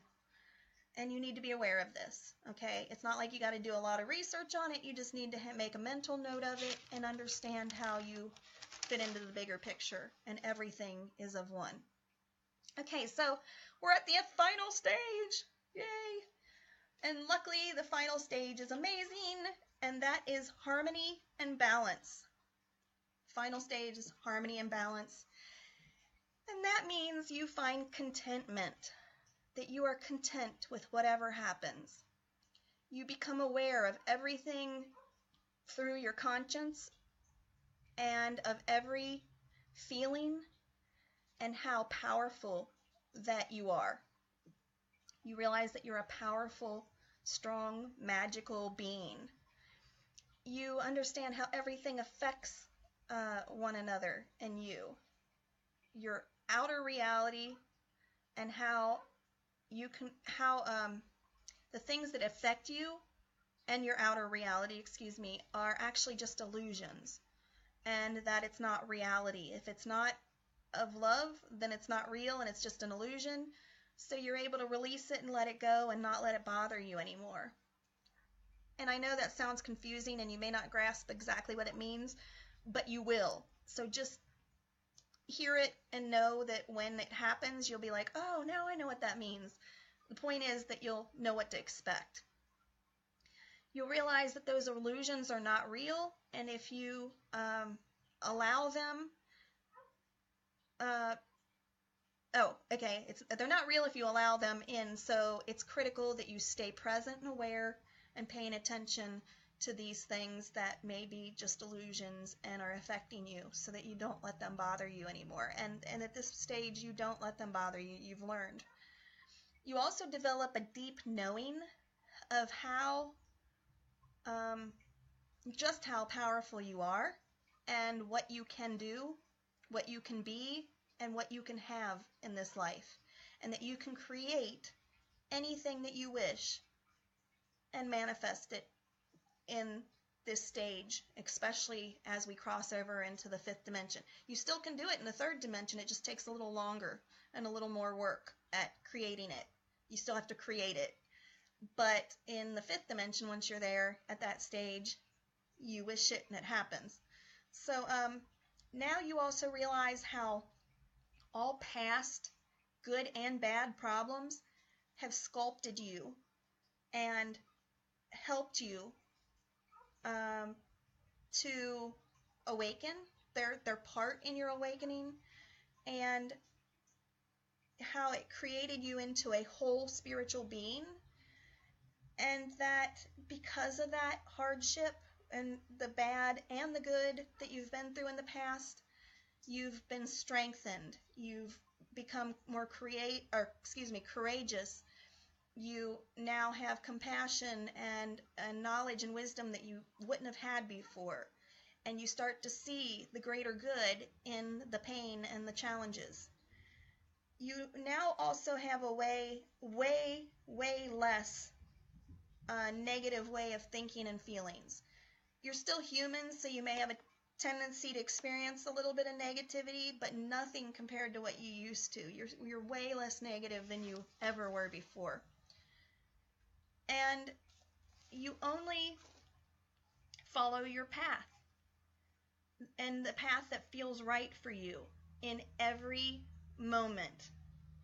Okay, so what I mean by that is you always follow what feels good for you, and if it doesn't feel good for you, you don't do it. And basically what that means is you're honoring your own personal integrity. Your integrity is what feels right versus wrong to you, not by another person's set of standards, not by the rules or the laws, but what you personally know, your soul, as good and bad, right and wrong. And at this point in your awakening, you only follow what you know is for your highest good, and you follow your own personal integrity and don't do the things that don't feel right. If you revert back into your old negative ways, if you're tempted to do something that you used to do, all of a sudden it won't feel right. You'll feel uneasy and uncomfortable about it, where you wouldn't have before because it was just a way of life. So it'll be a real quick reminder, hey, I've stepped back, I'm not doing very good, I need to get out of this quick, correct the behavior, and you will, because you're at that point in your awakening that you don't want to go back to that old way and feel that negativity. At this point, you also love and forgive yourself.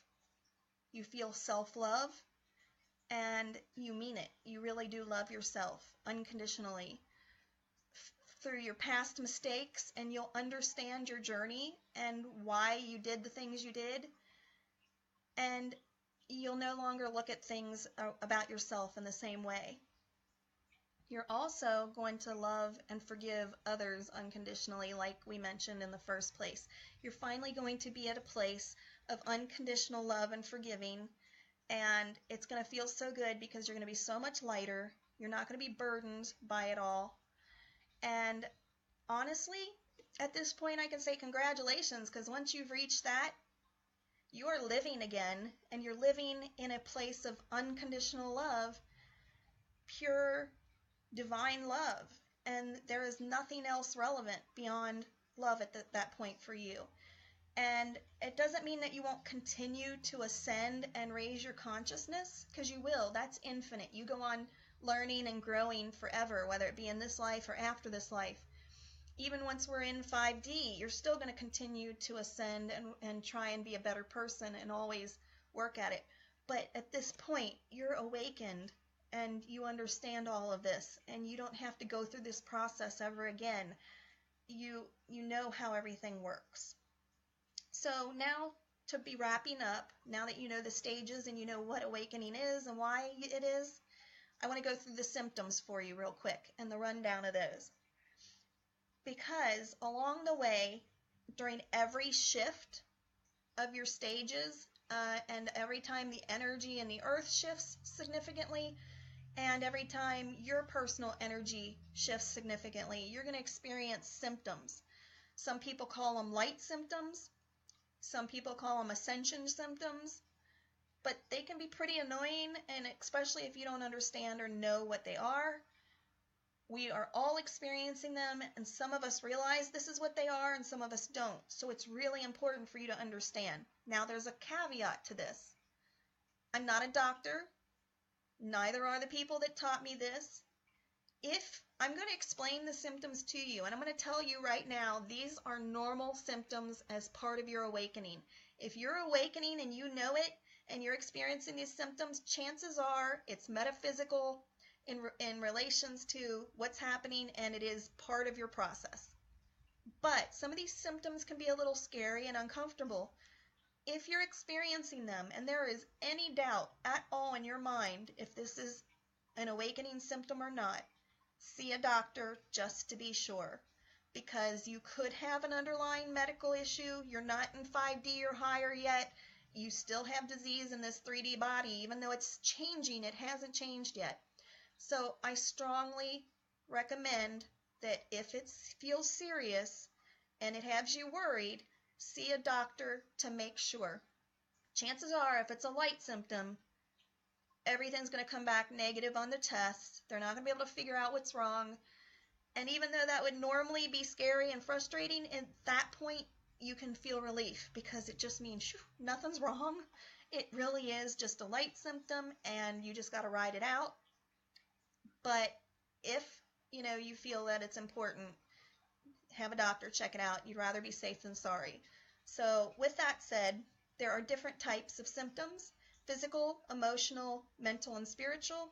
I'm going to try and go through these pretty quickly, but you might want to write them down so that you know when you experience them, you can look it up. You can say, wait, did she mention this? And find it if it's there, if you write it down. They can be very confusing, and also it can actually make you, these symptoms can actually make you wonder if you're going crazy. It can make you wonder if you have mental illness. But I can assure you, as long as there's nothing else that could have triggered this kind of thing, chances are you're not crazy. We're all going through it to some degree. So don't let anybody convince you that you're crazy unless there's scientific proof, unless the doctors can find, or through whatever diagnosis, figure out, yes, indeed. But even if they give you a diagnosis just based on a set of criteria, don't necessarily give in to believing it. Take whatever, follow your intuition, follow your gut instinct, and I suggest asking your guides, and go with that, because you may be put on some very dangerous drugs and it not be necessary. If there's a chance you could get put on a medicine that actually could make you mentally ill when you're not. You could become suicidal. Now, if you are mentally ill, you might need that med. But what I'm saying is, don't just automatically believe it. These are only going to be temporary symptoms. They will come and go fairly quickly. So it's not like it's going to be 3 years of these symptoms, and if that's the case, then you probably do need medical treatment. So if these go on for a long time, yes, seek medical treatment. If you're a danger to yourself, absolutely seek medical treatment. But if you're just down and out and it's not dangerous, then I would think twice about taking any medication unless it's been going on for a long time or you're in danger. So just, I needed to let you know that because I feel like way too many of our people are committed to facilities, medicated, and given horrible tags and made to feel like there's something wrong with them when instead it's actually a gift from, spiritually. And they're actually amazing beings that are just going through their awakening.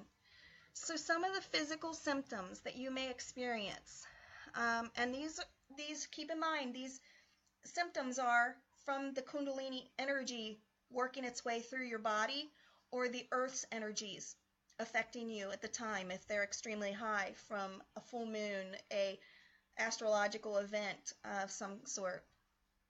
One of the first symptoms is tingling throughout your body or parts of your body. This is, like I said, just the energy. It can come and go. It may stay for a short time, but it usually doesn't last too long, but you may experience it off and on.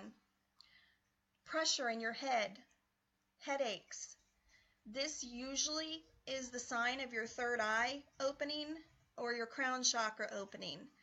I experienced headaches as my third eye is opening, and different times that I know the Earth's energies are high, or it's predicted that our abilities are going to strengthen, I get headaches.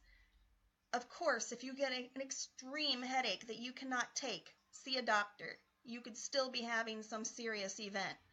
But chronic headaches that come and go, they can get pretty bad, but as long as you don't feel like life-threatened, chances are this is what it is. So headaches, pressure in your head, all of that can be from that. Changes in eating habits due to the research, due to new requirements that your body needs to get through these energies. Excuse me a moment. Okay, so you may decide you want to go vegan and decide you can't eat meat anymore. And you don't know why, because you've eaten meat your whole life. And it's not a theological or a spiritual belief. It's just you feel like you need to. You may decide you want to cut out carbs or sugar and you don't know why. Or you may start eating a lot more than usual. You may eat less. All of these things can be signs of whatever your body needs at the moment to get through that period, to handle those energies. Now, it is really recommended that you take care of yourself through your awakening. You eat as healthy and as clean as possible because your body needs to be as strong and healthy as possible. That's not always easy, and if you don't do that, it's not going to hurt. It's just, not going to be as helpful as really being, as healthy as possible. Same thing with getting plenty of sleep, plenty of rest, knowing your limits, and not pushing it too much. But all of that food and eating changes is perfectly normal through the awakening. You may feel the need to walk more, exercise more, and get out in nature. This is perfectly normal. Your body is experiencing and craving and knows what it needs. Your soul knows what it needs. You need to exercise. It doesn't have to be a lot of cardio, but it needs to be some kind of form of exercise, whether it's walking, yoga, just moving more than you normally do. You're going to move that energy through your body faster and easier, and it's going to make the rest of the symptoms a lot less difficult to endure. Excuse me. It'll balance the energies faster as well. You may experience the need to feel the physical earth, to ground yourself, to walk in grass or dirt or sand barefoot. This is your body's needing to connect with the grounding energies of the earth, as well as the minerals in the earth that can feed your energy and your soul. You may also feel the need to visit a lake, an ocean, a river, to see mountains, to visit the mountains. All of these areas carry lots of negative ions in those areas. And that negative ions are really helpful and calming to our body and to our energy. Our bodies can tend to create a lot of positive ions or attract and absorb a lot more positive ions because of our sensitivity. And positive ions are not good for your body. They cause a lot of anxiety, discord, feeling ungrounded. By going to the rivers, the lakes, the oceans, the mountains, all these places, and visiting this the negative ions, it balances you out, makes you feel much more calm and grounded. So when you feel like you crave the ocean and you feel like you need to get into the ocean, you need a vacation to go visit, I've heard a lot of people feel this way. I know I do. It's because your body is knowing that this is what you need, and it's craving what it needs. It also, the negative ions help transmute environmental stress and toxins like EMFs and waves from computers, electronics, and stuff like that.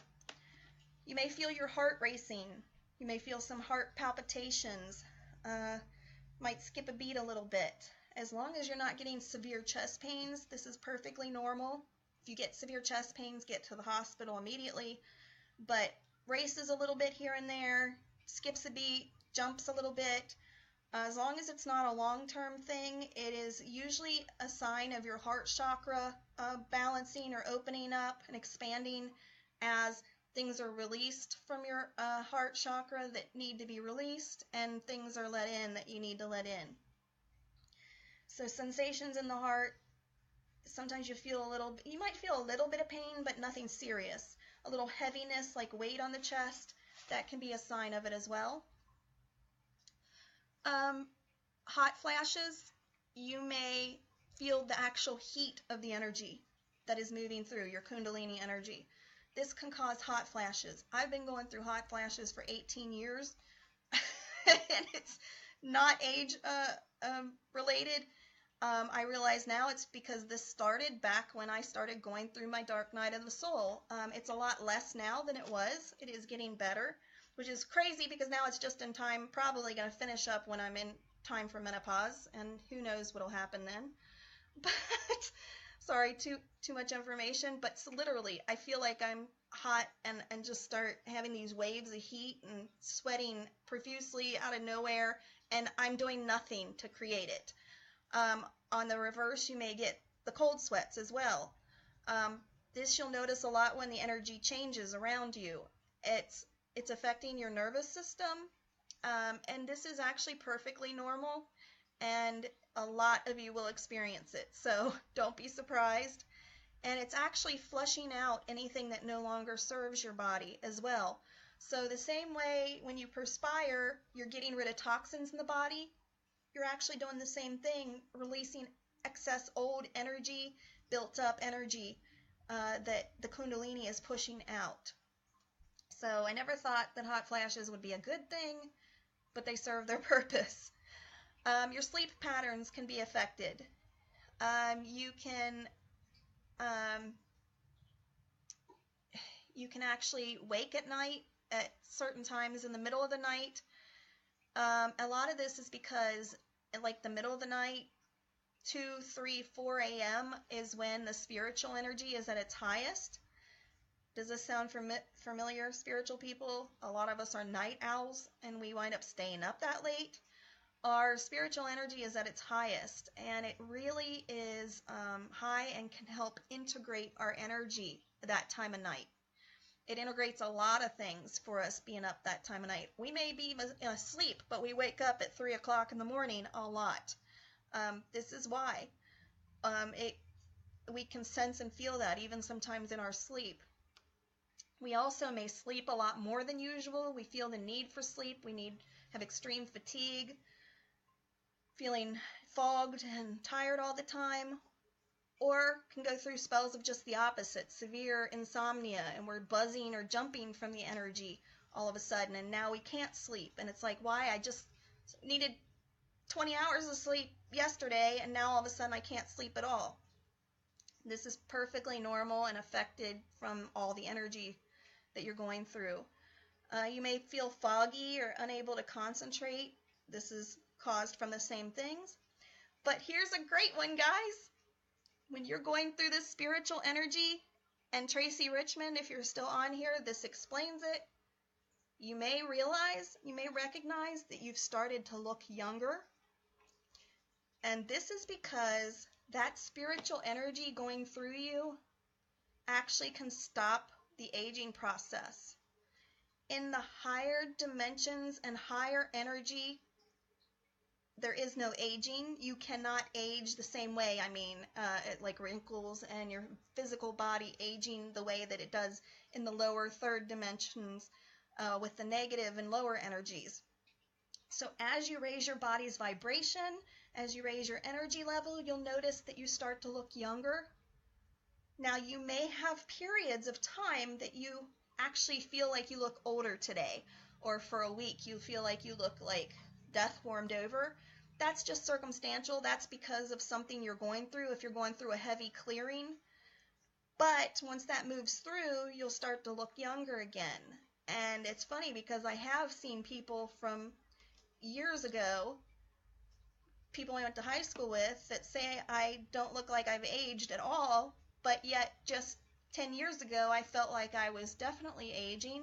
But every once in a while I look in the mirror and I'm like, you know what? I think they're right. I do think like I look like I'm reversing a little bit. I look better now than I did 10 years ago. And I've noticed that a lot of spiritual people really are attractive people. I mean, I'm not trying to say that about myself. I'm saying that about the groups I belong to.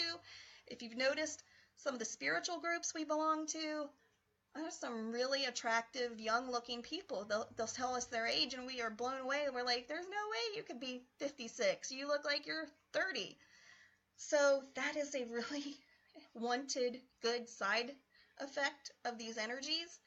And the more you work at raising your vibration, the better you're going to look and feel, just like the disease not being able to live.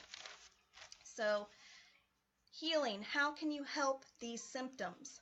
What can you do to minimize them? First of all, you've got to look after your health. You've got to take care of yourself. If you feel like you need the sleep and rest, give yourself the sleep and rest. If you feel like you need to eat better fruits and vegetables, then eat fruits and vegetables. Follow your intuition and what your body is telling you, and your soul, what your soul is telling you. You need to drink lots of water, stay hydrated. These things are going to help move the energy through faster and balance the energies that stay inside. You're going to feel a lot better if you get lots of sleep and drink lots of water. Like I said, exercise moves it through, keeps it better. Yoga and Pilates are an amazing way to move these energies through and keep you healthy, but it also aligns your spine so that your energy can run through freely without it being blocked, and really helps you stay healthy and stronger. Like I said, sleep, get the rest that you need. All of those things that you do that I just mentioned are going to help you minimize these symptoms. Then there's the emotional symptoms. Okay, the emotional symptoms that you may experience: intense mood swings. Just come on out of nowhere. You were fine one minute and now you're cranky and bitchy and cursing when you don't normally curse, or whatever. Intense mood swings. Depression, feeling helpless or hopeless. Like I said, feeling like you're going crazy or confused. Anxiety, anger, fear, and worry. Feeling guilt and shame. Okay? They're not all bad symptoms. We do get a lot of good symptoms emotionally. You may have feelings of euphoria, joy. All of a sudden you feel so grateful. You get those tears of emotion that are good tears. So not everything, don't be terrified. A lot of the physical and emotional symptoms are good as well. But I have to tell you the bad ones so you understand where it's coming from and you're not surprised. All of those things that I just mentioned, I'll say them again quickly in case you're writing them down. Intense mood swings, depression, hopelessness or helplessness, feel like you're going crazy, confused, anxiety, fear, and I know I'm still going fast, but it's because I said them once already. Fear or worry, anger, guilt, and shame. So just know and understand these things are normal, and to balance them out and help them, you need to honor your feelings when they come up. Allow yourself to release them. If you need a good cry, give it a good cry. Don't resist it. Don't try and hold them in. Don't suppress these feelings. If you need to scream, scream into a pillow. If you need to punch something carefully, get a punching bag with gloves, punch it. Punch a stuffed animal. Whatever you need to do, don't hurt yourself, but release it in a healthy way. Once you do that, it's released and it's gone and you feel so much better. If you resist and suppress it, you bury it and you literally continue to feel crappy and it will keep resurfacing until you finally release it. So honor your feelings, let them out, okay? This will speed up the process. It'll make things go way faster. If you don't release it, you're going to keep going through this cycle over and over again and wonder why am I not moving on? Why am I not awakening any faster? Okay? Also give space to allow the clearing of your pain from your past. It takes time, so you need to be patient and knowing that it will pass and it'll all be worth it. But give yourself that space to release it and to honor the pain from the past. Don't dwell in it for too long. Don't focus on it too long, but allow yourself to feel that. Talk to someone. Find someone that would understand and not judge you or be critical. And if you don't have anybody like that, find somebody online in a spiritual group. Go to counseling if you need to. They cannot judge you. They're not supposed to judge you, and you have complete confidentiality. But if you really feel like you have nobody, talk to your guides. Talk to spirit, loved ones. You are not alone. You have a whole team right there. They are listening. I know they can't give back advice until you can actually hear them and develop your abilities, but you'll get to that point in some way where you'll get some answers from them. Just don't keep it pent up, okay? Talk to someone and let it out and accept yourself, okay? You need to accept yourself and who you are. Write if you need to. Write it out. Write it in a journal, a diary. That's a way of releasing it. And do not dwell on the release more than the time than you need to. And don't just sweep it under the rug. Okay. Moving on. We're almost finished. Just the last couple symptoms here. Mental symptoms separate from the emotion. You may think that you're mentally ill. I know I said you think you're going crazy, but you might actually suspect an actual mental illness. Thoughts of worry that about all the negativity. You just focused on the negativity and feeling like you need to work on the negativity all the time. Your old beliefs keep resurfacing despite the fact that you've already worked on them. Okay, you might think that's bad, but it's not. It's actually helping you to be aware of those old beliefs, and it's helping you to so you can continue to change, so that you're aware of them, you haven't forgotten and then are tempted to slip back into those ways. It's bringing it up so that you can continue to work on it and change. It means that you probably still have a little more work to do. Keep focusing on the problems instead of the positive. Your mind and your thoughts create feelings, okay? So you need to remember this. You need to be aware that your mind and your thoughts create your feelings, and recognize that you need to watch your thoughts and watch where you're letting your mind go, because If you allow your mind to go to a negative place and your thoughts, then it becomes in the form of thoughts, you can actually attract that negativity to you and make things happen and bring negativity into your life. You can manifest it. So you need to take control of your mind. You can do this. It sounds hard, but you can learn how to do it. And you need to control how you think. You have a choice in how you think and your perception, and you can actually change your perceptions of things. You just need to think about it and work at it, and if you need to, make strong affirmations and repeat them daily. Like, I'm not going to focus on the negative. I'm going to focus on the positive, and say that repeatedly. Things are not as bad as they seem. I am not mentally ill. Whatever it is that you need to work on, say a positive, strong affirmation and repeat it as many times as you need to. Distract yourself with something that you enjoy doing, something that you love or passionate about, and redirect that train of thought. And you can use visualization to refocus as well. Lastly, the spiritual part of the symptoms, okay? Feeling ungrounded, uncentered, your energy out of balance, feeling dizzy, or you're out of body at times. That's the energy being off, and you need to work at balancing it, grounding yourself. You can being talked to and contacted by other beings. It's a spiritual symptom of the awakening. You may start to hear spirit. You may start to hear angels. Some people are contacted by extraterrestrials, other galactic beings, and they wonder what the heck's going on because they didn't believe in that before. You might be connected to an ascended master. This is all part of the process, and it's perfectly normal. It doesn't happen to everybody, but it is perfectly normal to start hearing these voices in your head or even with your ears. Trust your intuition. If it seems innocent and good, it is. If it's dark and scary, then it probably is. So avoid it if you need to. But what you need to do is ask, what's the message here? What am I supposed to be gaining from this experience? Ask your higher self, ask your guides, and trust that. Because most of the time it's all positive and it's good. But there is a chance, if you're new to this whole thing, you're still vibrating at a low energy, that you may experience something negative.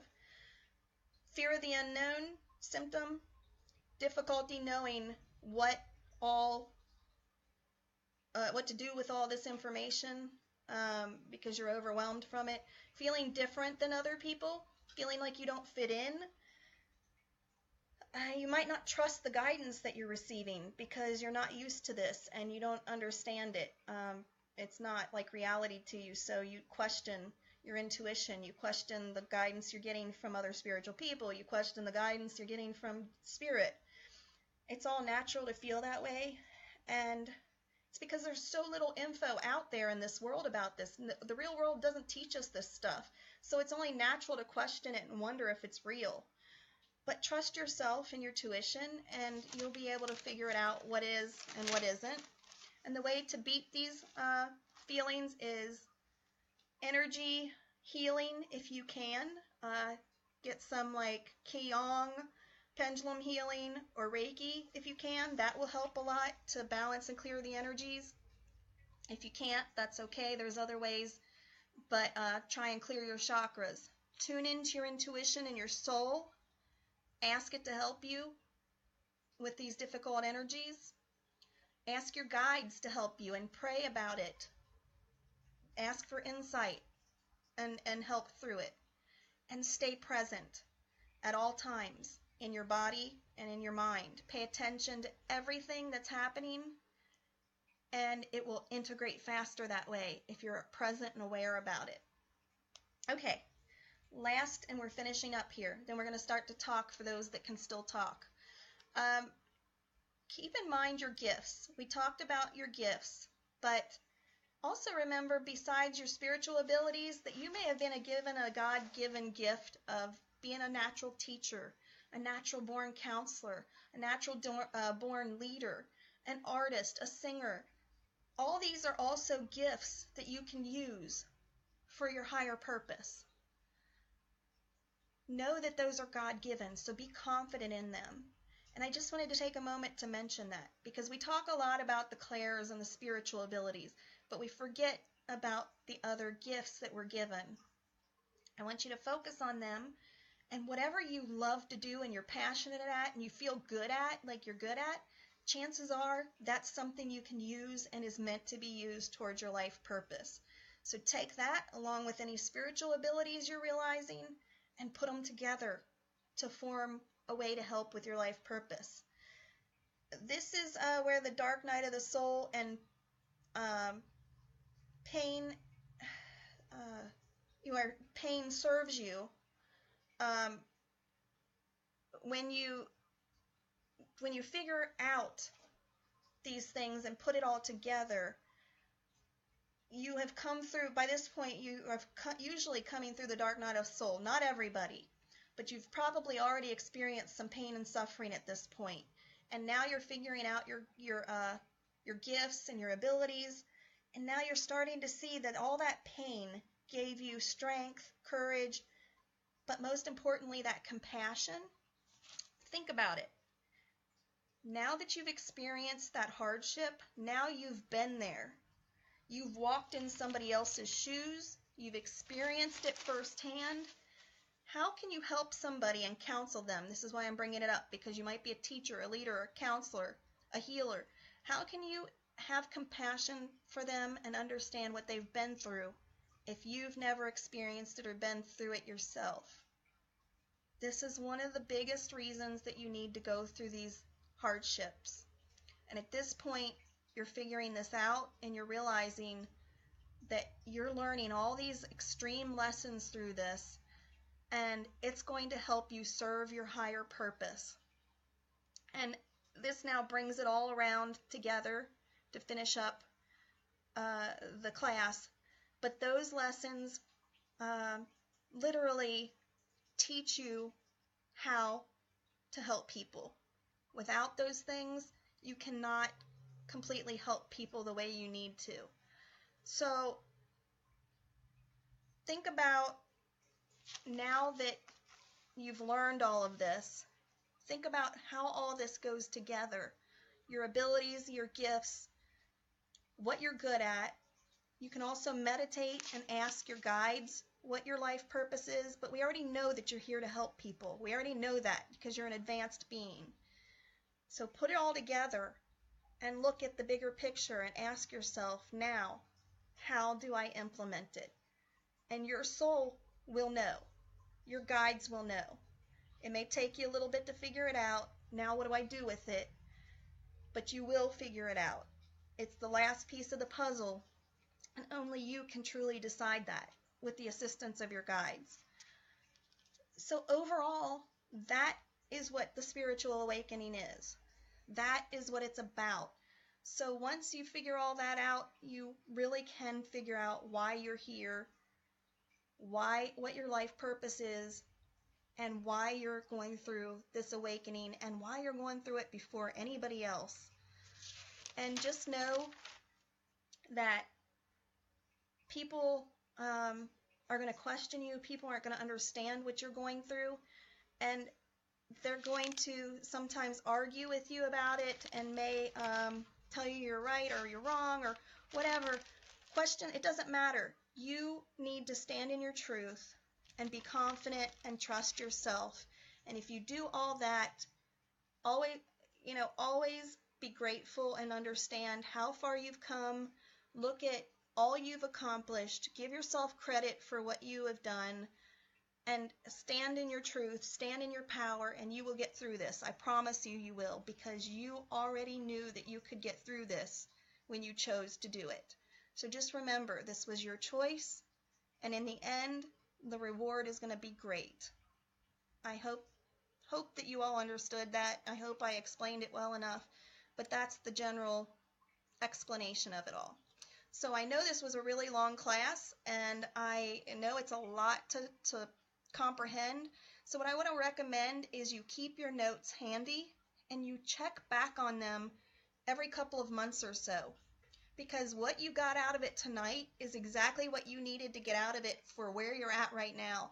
Your mind paid attention to and comprehended what applies right now and what you're going through or what you've already been through.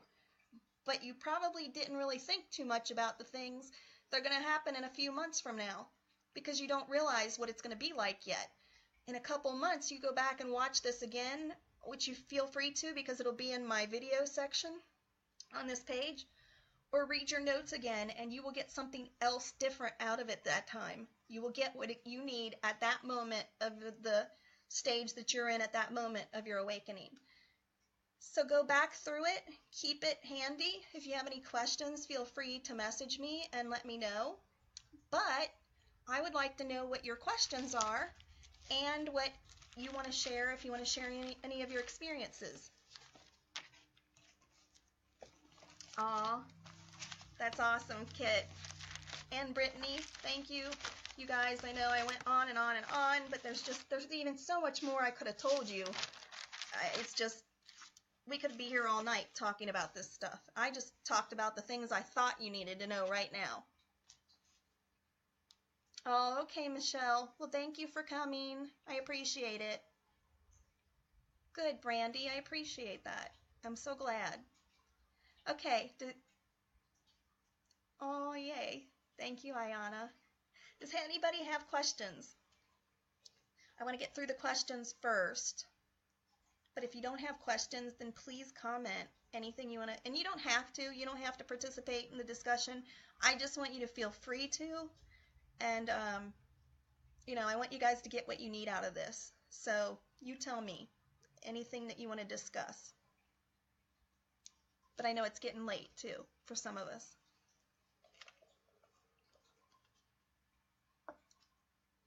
Yes, Penny Lane. Yes, that was huge for me. That was a huge revelation because I've been going through chronic illness for so long now that I didn't realize that it was just part of the spiritual awakening. Now that I've started awakening, my symptoms have gotten less and less and less. I'm still sick, but not nearly to the degree that I was. In just the last year, I've significantly improved. And I've been told that's going to continue as I continue the journey. Okay. Got to pull the comments back. Hold on. Okay, so Brandy says, I'm having lots of things going on. Can you explain why one of them goes out? What do you mean by that, Brandy? My ears go out. Okay, yes. I'm glad you brought that up. That is a spiritual symptom as well, but I didn't think about it. So thank you for bringing that up. Your ears is a very common symptom. When you start spiritually awakening, you may get all kinds of weird sensations in your ears. They may clog up. They may totally go dead for a few minutes and you might not hear anything in one ear or the other. You may hear ringing. You may hear crunching. You may hear high-pitched whistling, tinnitus, constant ringing. Here's the thing. I'd like to say it's only short term, but I've had mine for years. Some of it's really annoying, but the good news is it is normal. It is part of the process. And you're welcome, Stacy. Thank you. What it is sometimes you're receiving downloads from the divine, from your angels, messages, and you'll start hearing a weird high-pitched ringing or a weird sound, or it'll close up. For me, it usually goes shut for a second. It feels like I got something covering it. But I've had the ringing nonstop for years now, and I thought it was a medical problem until one day somebody said the most profound thing to me that I was like, hallelujah.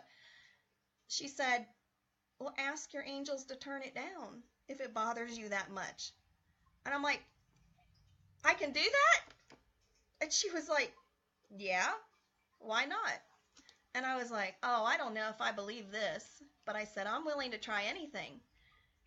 Because the ringing gets really loud at times. So I literally asked, I said, guys, I want to awaken and I want my abilities, but I can't handle this. It gives me a headache. I don't want you to turn it off all the way if it's necessary, but will you please turn it down? Turn it back a little bit so it's tolerable. And I swear to you, it sounded like somebody was changing the channel on a radio, and it went in and it went out for a second, and then all of a sudden it came back, but it was quieter. And now I do that every once in a while when it gets a little loud. It's your downloads, and for some of us that are clairaudient, the clear hearing, it's a sign that your abilities are trying to awaken. And it's several things. It can be any one of these things. It's the downloads of information. It can be that your abilities are coming in or working on it. And you actually can be, some of that high pitch sound is actually you tuning into the angel frequency, and you're actually hearing they're talking or they're singing, but it's still at a frequency that you haven't lined up with yet. You haven't quite tuned into the right channel, but your ears are trying to. So in time, over time, they're supposed to get to the point where they do. And I've noticed with these changes in Earth's energies lately that the pitch hasn't been quite as annoying. It's gotten a little calmer, not as severe. So I hear that over time that's what's going to happen, is it's going to get better and better, and then you'll finally tune into the right channel and be right where you need to be to hear everything, and it won't bother you anymore. You won't have it anymore. But it's perfectly normal, and I hear tons of people. Yeah, it can feel clogged. I've actually feel like somebody's sticking their finger in my ear. Like I feel a physical sensation. I actually feel like poking in my ear sometimes. Like something's on the inside poking it. All kinds of weird things. But yeah, you can ask them to make it better if it's really bothering you. I don't recommend asking them to shut it off all the way, because then when you decide you want it back on, first of all, it's going to slow your process down. But then when you want them to turn it back on, it's going to be harder. You're going to have to work at getting it back. But that's up to you. But they honor that, and they will. Okay, let's see.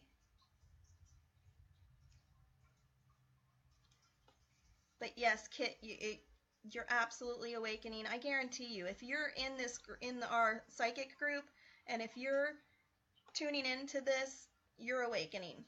Or your soul wouldn't be aligned to come and find this stuff. You wouldn't be listening to my readings and other readers' readings. You wouldn't be so interested that your soul's dragging you to this stuff because it knows you need to learn it. Okay. Penny Lane, it can be. It's not a real common symptom, but yes, numbing in the face. As long as you don't get like Bell's palsy, where you like notice it going limp. If you notice it like hanging and you like can't talk, that's not it. You need to get to a doctor. That could be a sign of a stroke or something else. But yes, just numbing and tingling sensations, feels numb at times. As long as it's not long-term and really bothering you, yes, that can be a sign of it. But keep an eye on it just to be safe. Okay.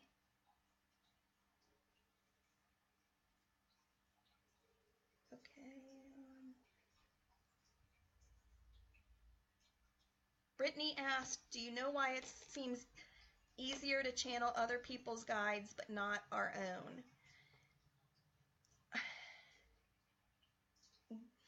Not exactly, Brittany, to be honest with you.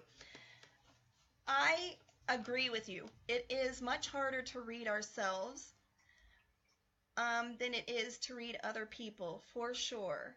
And I really believe that is, and don't quote me on this because I don't know this for sure. This is just from my experience. I believe it's because of, first of all, you're still developing your abilities, and once you fully develop them, you should be able to connect with your guides better. But from what I can tell, you haven't completely raised to your guides' vibrational level yet. They're vibrating way up here. you're vibrating down here. You're getting higher, but you're still far off from them. In order to connect with your guides, they have to lower their vibration, and you have to raise yours to meet them in the middle. And for some reason, it just seems naturally easier to connect to other people's guides. And it seems like our guides are so much higher than us. And I think that's because we already vibrate at a higher level than the average human being, the typical person. And because of that, we draw guides that tend to vibrate really, really high. And so because of that, we naturally have this really big distance between us and our guides.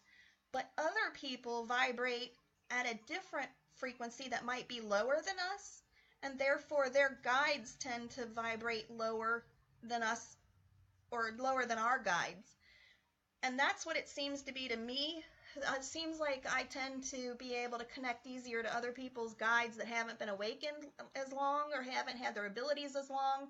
And I think that's because their vibration is lower than mine. But some people that have been awakened a lot longer than me, I seem to have a harder time connecting to their guides. I still can, but it's not as easy. So I hope that makes sense, but that seems to be the case for me. I think it's because we vibrate a certain level and our guides are above us, and other people vibrate at a level a little lower and their guides might vibrate lower than ours. That just seems like that's the case for me. Sorry, I don't have a real definitive answer, but that's a great question. I'll see if I can find the answer for you. I'm going to write your name down so that I can remember if I do find out. Okay.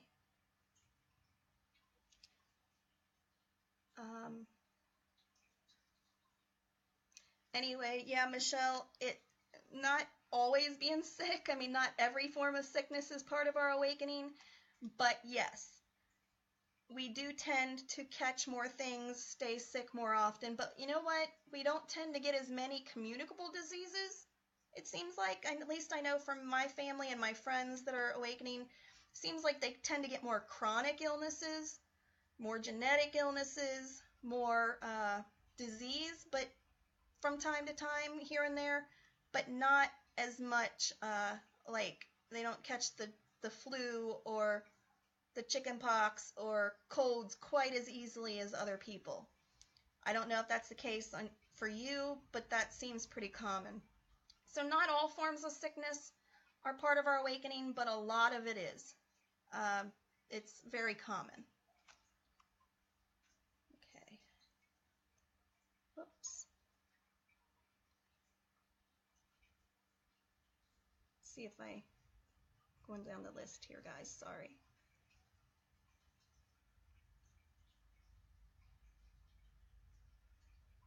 Okay, Penny Lane says, what is the encounters with ETs? They are freaky. I had an encounter and it freaked me out. I was paranoid for days thereafter. Yes, now I have to be honest with you guys. Before my awakening, I didn't know if I believed in ETs or not, extraterrestrials. I thought that there might be life on other planets, but I wasn't sure. To be honest with you, I was a devout Christian, and because it didn't address them in the Bible, I didn't think that they necessarily could exist. I was a lot more closed-minded, I have to admit. That was mostly from my upbringing, but thank the God that I am not that way anymore. I do believe in ETs 100%. I do believe that there are encounters with us and them, and I do know people that are very credible, like yourself, as far as, and several other people personally that have had encounters. And I know good people that channel them and talk to the Arcturians or the Pleiadians. And I also, in reading their channels, the things that they write, that they channel from them, that you can tell it's from a divine source. And not that all Galactians, all ETs are divine and on that much of a higher level, but certain ones are, and you can just tell it's a much more intelligent source. The things they say are so wise and give so much answers to the things that are going on, and it just makes sense. So I believe and have been told through other people's experiences, as well as what I've heard through angelic discussions that there is life on other planets. In fact, many of us, including star seeds and universal children, originally seeded, what's called seeded, or were created, our souls were created on other planets. The majority of life forms on other planets are just like us, and they want all the same things that we do.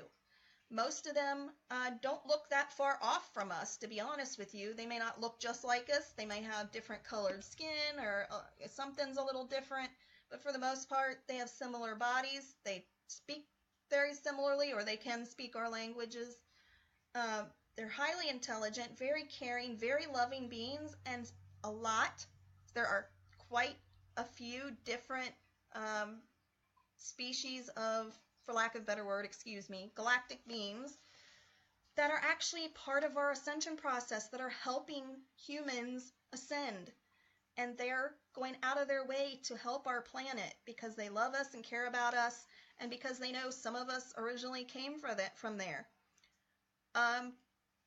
Now, if you don't believe this, I sound like a complete idiot, but I do believe as you continue on your journey, you'll learn a lot of this for yourself, and you'll see it firsthand. But there are some, just like there are good and bad in everything, there are certain ETs that are not good, just like spirit and just like regular human beings. Some of them do mean us harm. Thank God it's very rare, and thank God we hardly ever come in contact with them. But there are people that have been harmed by them, that have had encounters with them, that have been purposely scared by them. In the times of history with the galactic planets, there have been huge wars and battles between different beings. And thank God most of the time the good has outweighed and prevailed over the bad beings. But I do know firsthand that the encounters can be, or not firsthand, but third hand, from a couple of very good friends of mine that are extremely credible, very intelligent women, very spiritual, wise people. They don't just make this stuff up. They're not the kind that would seek attention or would even say anything like this out of thinking people would think they're crazy. They've had experiences, some good, some bad. I think a lot of ETs are just curious and want to learn more about us. I do believe some do experiments on us, but for the most part, from what I've heard, the majority of them are just like us. They're amazing, wonderful, loving beings, and the ones that are helping us, the Sirians, the Arcturians, the Pleiadians, the ones that are really trying to help humanity and Earth, actually are beings of unconditional love, and they're already at the point that we're trying to get to spiritually. They've been at that level this whole time, and they've watched us get away from it, and now they're trying to help us get back to it. So they're actually in contact with a lot of us, channeling to us, speaking to us, to give us messages to let us know what to expect and how things are going to happen, because if you believe in God, I have to be sensitive about this because certain things I know and have heard from angels, so for me they're truth, but for you they may not be. And you may not have gotten to this point, or you may not get to this point. So I honor that and I respect that. But from what I've experienced and heard, God created all of it, including the other planets with the other beings. And the other beings were created to be just like us, unconditional love, from a place of caring and concern. They were formed out of love, and they just happen to be on a different planet. That's it. Nothing different. Just like spirit, they're just like us. They've just crossed over into another dimension. They just live in another place. That's it. So they're trying to reach out to us out of love and concern. The ones that aren't out of love and concern are just like any other bad part of beings. They're up to no good. They're mischievous. But thank God, good usually wins out. If you don't believe that, that's fine. I honor that, but I'm just answering the question from the way I know, from what I've heard and learned. I hope that helps, Penny Lane. I can imagine that would have been really freaky and made you paranoid. But you know what? It's part of who you are, and it's one of the lessons that you experienced, and it had served some kind of purpose. Hopefully you'll find that out someday soon. Brandy says, I see a white thing floating around me when I go outside. It's like part of a flower, I think. It's white with long white parts all around it. Is that a sign from someone? I'm trying to think of what that sounds like. Let me think for a second, Brandy. Let me ask. Hold on, because I'm not 100% sure.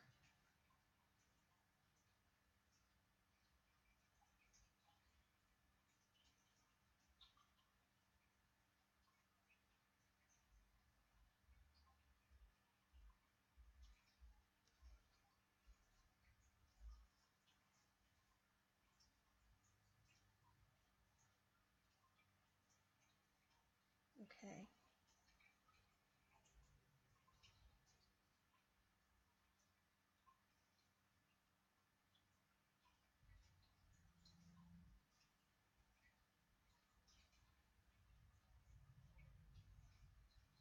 Okay. Brandy, all I'm getting and hearing is that yes, it is a sign from someone in spirit, and that it's actually something that they want you to meditate about because it is a sign and there is a message behind it. And they want you to meditate and ask in meditation so that they can reveal it to you. I asked what it is, and they said that's something that you need to find out and understand because it's not necessarily something that I or others would understand because we haven't encountered it. So I don't know exactly what that means, but it sounds like it's something positive and not something to be feared. But they're saying to look inward and to your meditation to get the answers. I wish I could tell you more about that, but that's not the most common of a real common type of sign. I've heard of all kinds of different signs, but it's not a real common thing, so unfortunately I don't have the answer about that other than what they just told me. So yeah, ask them, meditate on it, and they may get an answer immediately, you may not. You may have to wait a couple days as it's revealed to you more, but they will get it to you somehow.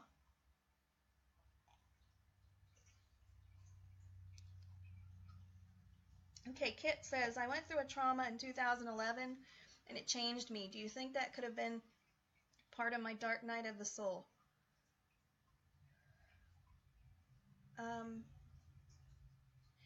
Do you mind if I ask a couple questions, Kit? I don't want to be personal, and feel free to answer what you're comfortable with, but I would need to know a little bit more than that. So the question I would ask would be, how did it change you in the sense of, is there permanent, ongoing change? And do you feel like you're still, how long do you feel like you went through this trauma? Like, was it just like you had an accident and it was a one-day trauma? Or was it you don't have to be specific, but was it like some ongoing abuse or something that happened over a period of time? That will give me a little more insight as to know if it sounds like it's from the dark night of the soul. No matter what, you learned lessons from it and it taught you something and it's making you stronger and more courageous and compassionate. I can tell you that right away. But as far as whether it's part of that stage, I would need to know a little bit more. So if you can fill me in a little bit. Okay, and I'm reading your next comment here. Things years ago.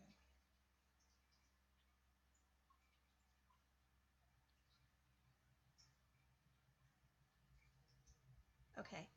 Yeah, I'll do your next question once I get some information from you on that one, Kit. So, if you give me a little more information about how long you went through the trauma and if the change was ongoing for a while or if it was temporary, that just give me some ideas there, and then I'll address your next question. And while I wait, I'm going to read Carol's.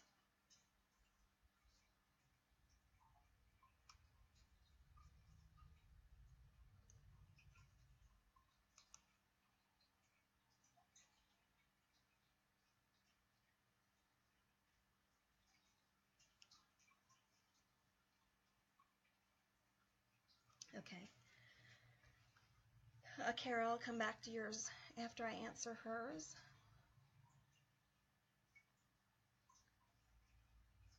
Okay. That's the effects from it. How long did you go through the trauma itself? Was it a one-time thing or did it last a while? And what all, if you can give me any insight into like if other things happened around that trauma that sounded like it might have been part of the dark night of the soul, that would be helpful.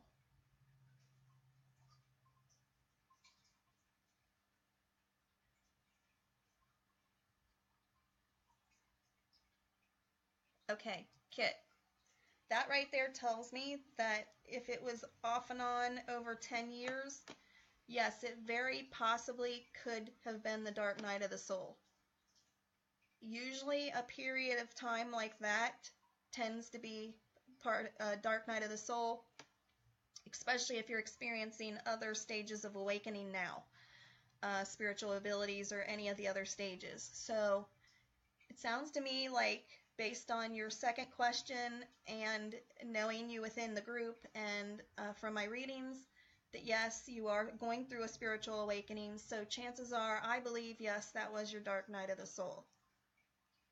Because it went on for so long and because it did permanently change you and you're still healing from it.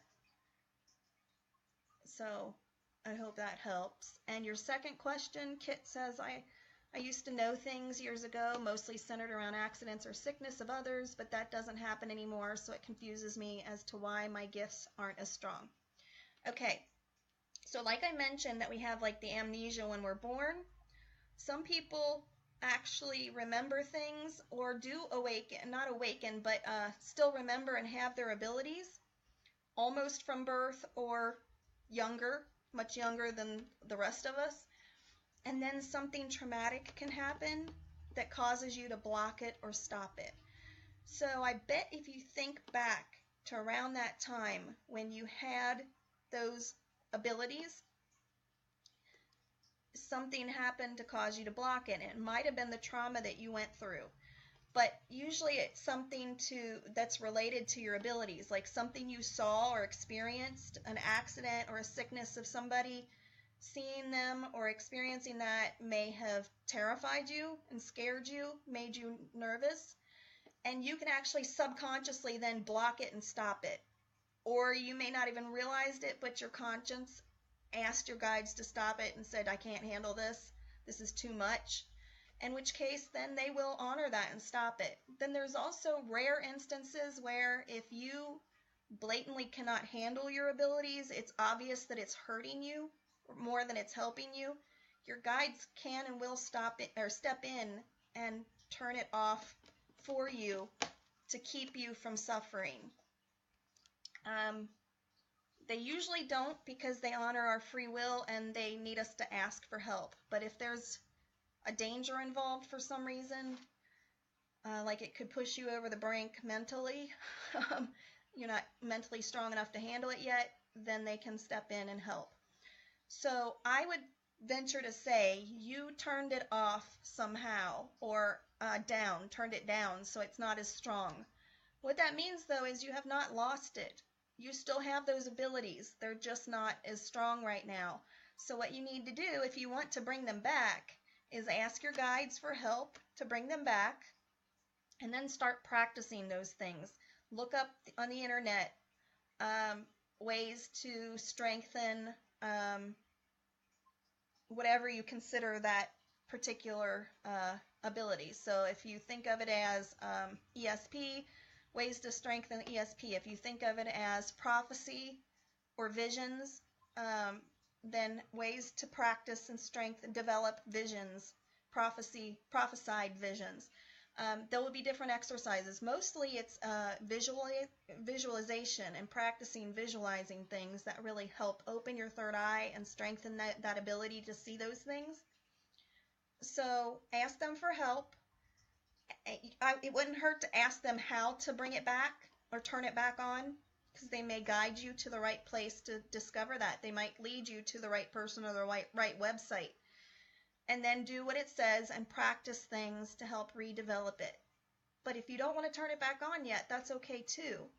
You can just leave it as it is. But that is a very natural, normal process. Lots of people go through that. I can't even tell you. I venture to say about 50% of the people I've read in my readings have told me they used to have abilities that they blocked or turned off, or they just don't happen anymore. And they wonder if they've lost it forever. And most of them at some point wind up getting it back or work at developing it, and it does come back. But if you ask your guides to turn it off, it is a lot harder to get back than it was initially, because initially it was wide open and easy. Now you're going to have to work at it. So don't be surprised that you do have to work at it, but it is possible. Okay, Carol. I've always felt there was something different about me since childhood. Experienced spiritual awakening this year. Currently experiencing surge of energy, seeing grids, remote viewing without knowing I was doing it. A reader channels through me, reading someone else. Happening fast. I'm not spiritually educated enough yet to better control. How can I improve myself to catch up with what's occurring? Well, first of all, Carol, I would say don't feel the pressure to catch up with it. Let things happen naturally, because whether it feels like it or not, I know it can feel like you're spiraling out of control, because that's what happened with me. It was like I opened and all of a sudden, whoosh, I like got rolled down the hill in a big snowball and just took off, and it felt like it was getting away from me. Things were happening so fast. And then my guides told me, don't feel like you need to keep up with it, because we've got this. Basically, things are going to happen when they're supposed to happen, how they're supposed to happen. Now, if you're opposed to it and you want it to slow down, you can ask them to help you slow it down. But if you're okay with the way things are going, don't feel the need to keep up with it or control it. Just let things happen naturally. Now, with that said, if you want to pursue the ability to catch up with what's happening and experience some level of control or understanding of it, the best thing that I can recommend, and this is just purely from my own experience, is what you're already, I believe, doing, I think, and that is a couple things. One, meditate, and continue to work at raising your energy and your vibration, because with that comes knowledge. Automatically, by doing those couple of things, you are bringing this information to you. It's going to come naturally. So you're going to gain the knowledge that you need to help catch you up. Your guides, in that process of doing those things, your guides in the universe are going to put the right people in your path, the right research, the right knowledge, and give you the answers that you need. But also, continuing to do the research, which I believe you're also doing too.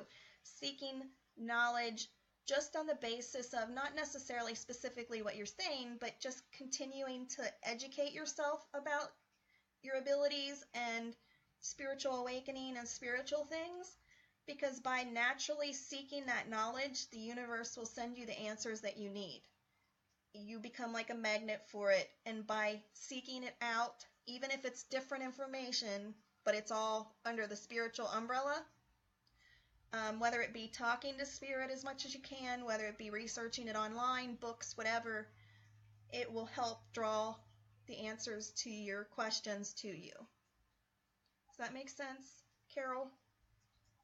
I'm hoping that I described that in enough detail that you understand it. But from what I know of you, I think you're already doing most of those things, so I think you're on the right track. It's just kind of, you came out the gates like a bullet, and it will calm down naturally on its own. Not completely, it won't drop off, it'll just slow down once those initial energies calm down. But the things I mentioned will help it. Let me know if that answers your question. Okay. Cynthia, she says, is it possible for one to be blocked from spiritual awakening regardless of their efforts until the right time? Cynthia, yes it is, because you have to be ready. And honestly, you may think you're ready, but you may not be. Your guides may know better. You may think that you're ready for it and really want it, but your guides can tell there's certain aspects of it that you're not mentally or emotionally ready for, that it wouldn't be well serving you at the moment, that it's not aligned with the right timing as of when you need things to happen. So yes, the answer is yes. The other answer to that is it's unusual.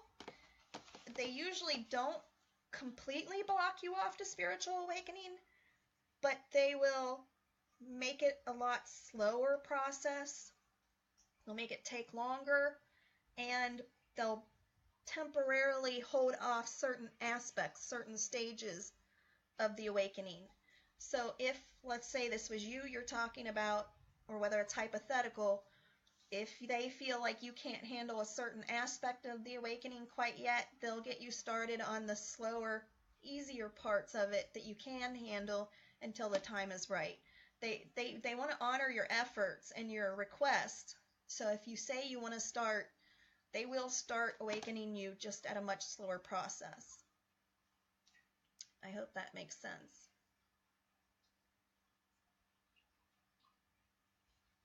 Oh my gosh, Kit, I hadn't gotten to that part yet. Oh my goodness. That's awful. I'm so sorry to hear that. Wow. Well, I must say, honestly, Kit, that from what I'm hearing, the majority of our suffering, the worst of it, is pretty much over. That doesn't mean we still might not lose a loved one, especially if they're not spiritually awakening. That doesn't mean everybody that's not spiritually awakening or chooses not to is going to, be at risk of something bad happening. And that's not what I'm saying at all. But what I'm saying is you're still alive, you're still human, so you still are at risk of bad things happening until we ascend into the other dimensions and stuff. But from what I'm experiencing and hearing, the worst of our issues, our problems, the big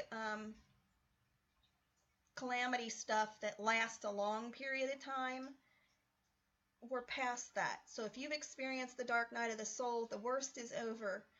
And you're at a point now where you might experience a little bit of bad stuff here and there, like everybody does. But gradually, in time, things are going to continuously get better. And you are going to get to the point where you're fully able to love and enjoy life and not have to worry about when's the other shoe going to drop. And I feel like, there's always something bad happening, and I feel like I got to constantly look over my shoulder. So I hope that gives you some hope that despite what you've been through, it's not going to continue on like that.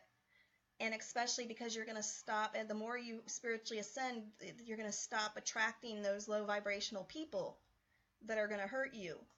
So you're going to be stronger in those senses and able to stand up to those situations quicker, earlier. You'll see the red flags a lot sooner, or you won't attract those people at all. But if you do, your intuition's going to be stronger and keep you from getting into those kind of situations again. Okay, so Penny Lane, can your gifts interfere if you had partial soul loss as a child? Yes.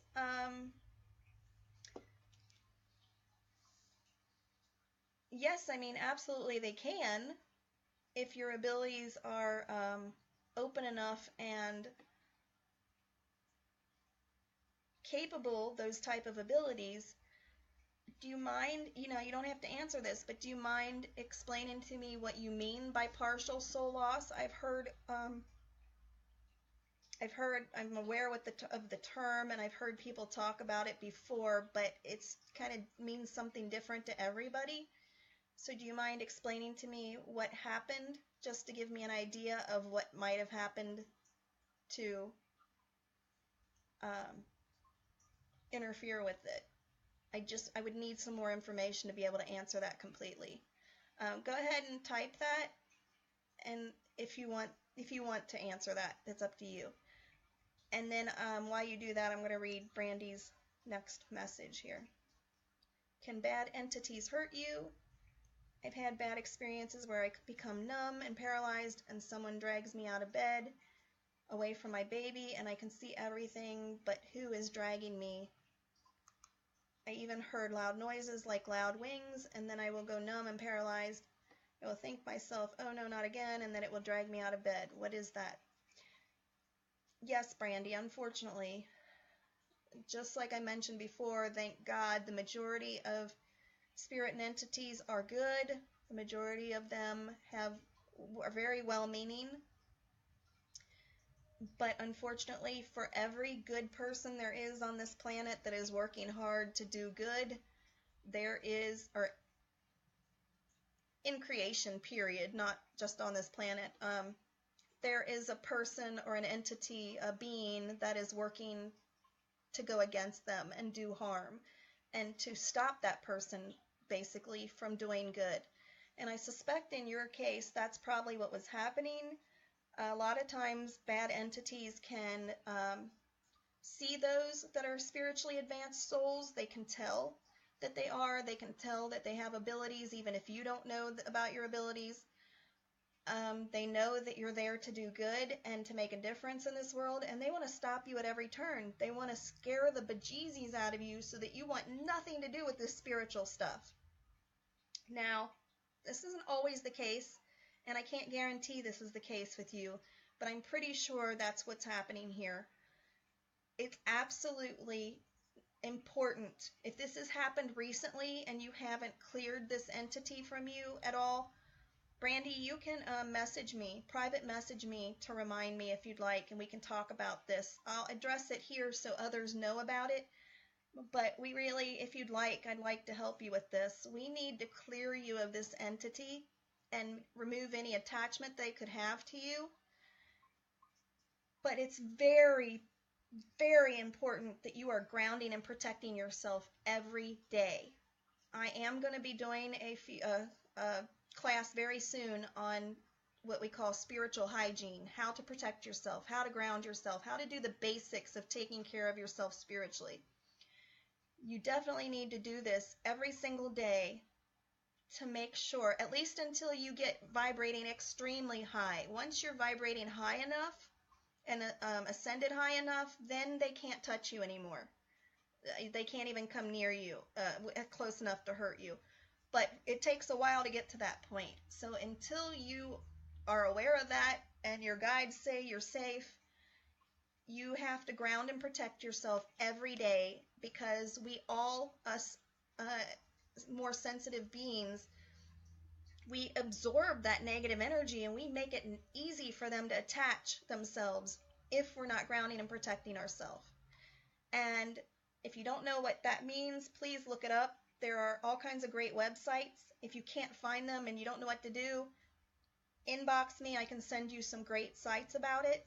But at least once a day. If this is happening at night, I suggest doing it twice a day. I suggest doing it at night before bedtime and doing it again in the morning when you get up. That way, because you are so much more vulnerable in your sleep, and they know that, so they take advantage. I usually say do it in the morning so that you're protected during the day while you go out in public and you're around all these other people's energies. But it sounds to me like you need it at night. But the good news is you can get them away from you. You can stop it. It is possible to keep it away, but to prevent it from coming back, you have to ground and protect yourself. So, yeah, if you want to know how to do that and you want help, you can inbox me. I probably won't get to it tonight, but I'll definitely talk to you about it tomorrow.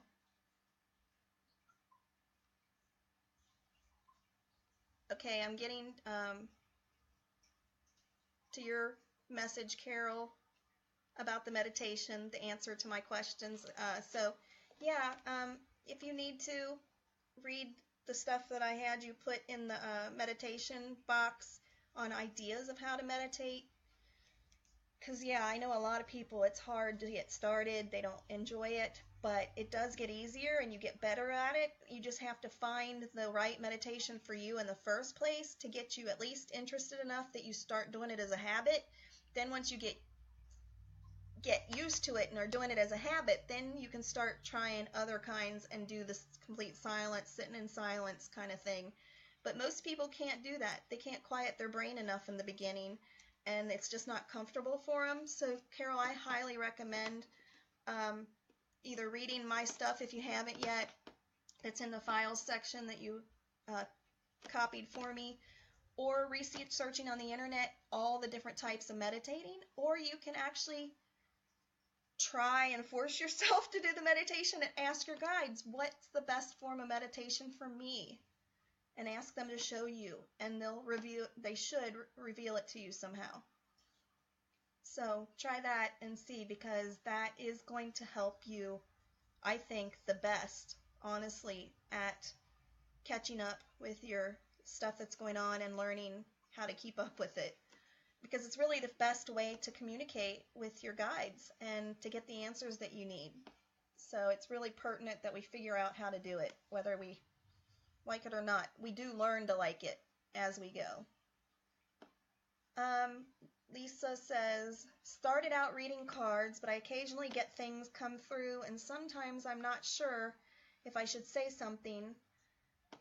Also, I'm stuck with this boy, Jason. How do I place him? Okay, Lisa, first, the cards. You get messages that come through, and you're not sure if you should say something. So can you give me a little bit more details on that? Is there a reason why you wouldn't pass the information on? I mean, is it because you're reading them without them asking? Or is it something that's not necessarily good news and it's awkward to talk about? Or is it something completely different? If you just give me a little bit more detail, I'd be happy to answer that for you.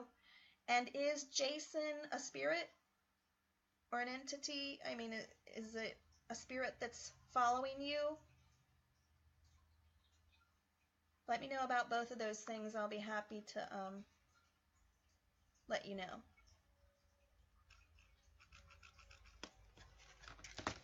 Okay. You guys are awesome. I love these questions. You're fantastic. And I'm going on here because I'm having problems scrolling my comments.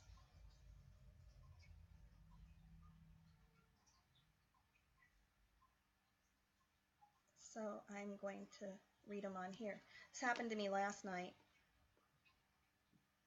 My comments totally froze. Okay.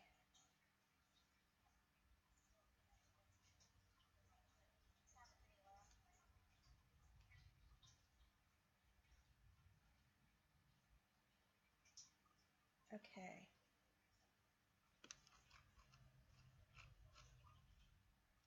There we go. It's working again.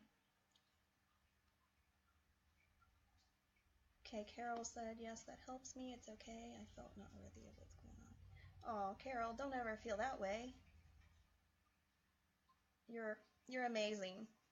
And you're very welcome, because you're doing all the right things. You're amazing. Everything that I have experienced with you tells me you're amazing. Your heart is pure and you want all the right things. You honestly just need a little direction and to build your confidence. But I don't know why. I mean, when I look at you, I see someone with tremendous abilities and potential that can really do some amazing, wonderful things with your abilities. Yes, you are still young in it, so am I. We're still learning in a lot of ways. It just happens to be that my abilities are giving me a lot of great information easier than they do some people. Some people have different abilities, or the ones that I'm using haven't fully come in for them yet, aren't as strong. But the things that you're capable of doing in such a short amount of time, if you've only been awakened for the last year, and your heart and the person that you are makes you all worthy, trust me. So yeah, keep going with what you're doing. You're doing amazing. And yes, Kit, you're absolutely, absolutely right. Um, okay, Alicia, I'm coming back to you. Give me just a second. I'm jumping to Penny Lane first because I skipped her question because I was waiting for her answer. So I'll come right back to you, Alicia, and Lisa as well. Let me see. Penny Lane says, the shaman I saw said part of my soul is in a different dimension due to childhood things. She knew things, but said she wouldn't go onto it because it would be remanifesting, but I'm supposed to see her to retrieve it.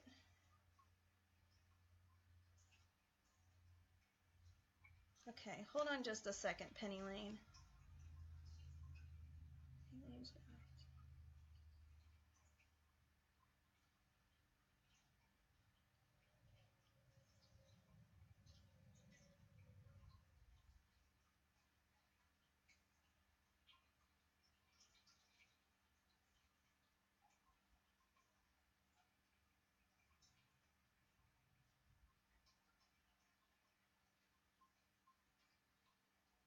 Okay.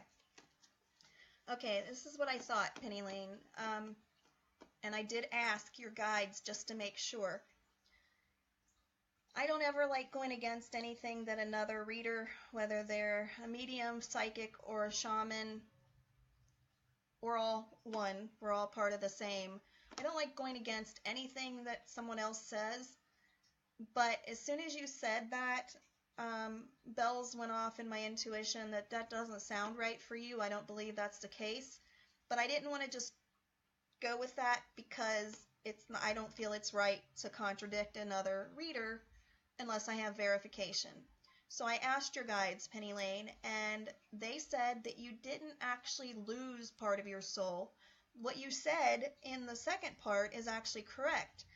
You were partially in another dimension due to childhood traumas and things that were going on, fears of your things. But that's part of your abilities, and you didn't actually lose part of your soul, and it doesn't need to be retrieved. I don't know this shaman, so I'm not going to make any judgments on this person. All I can say is they may be misinformed. They may have been educated incorrectly. I don't know who they're contacting for their information, if they got it from your guides or just some random spirit that they rely on. I mean, it could be any number of things.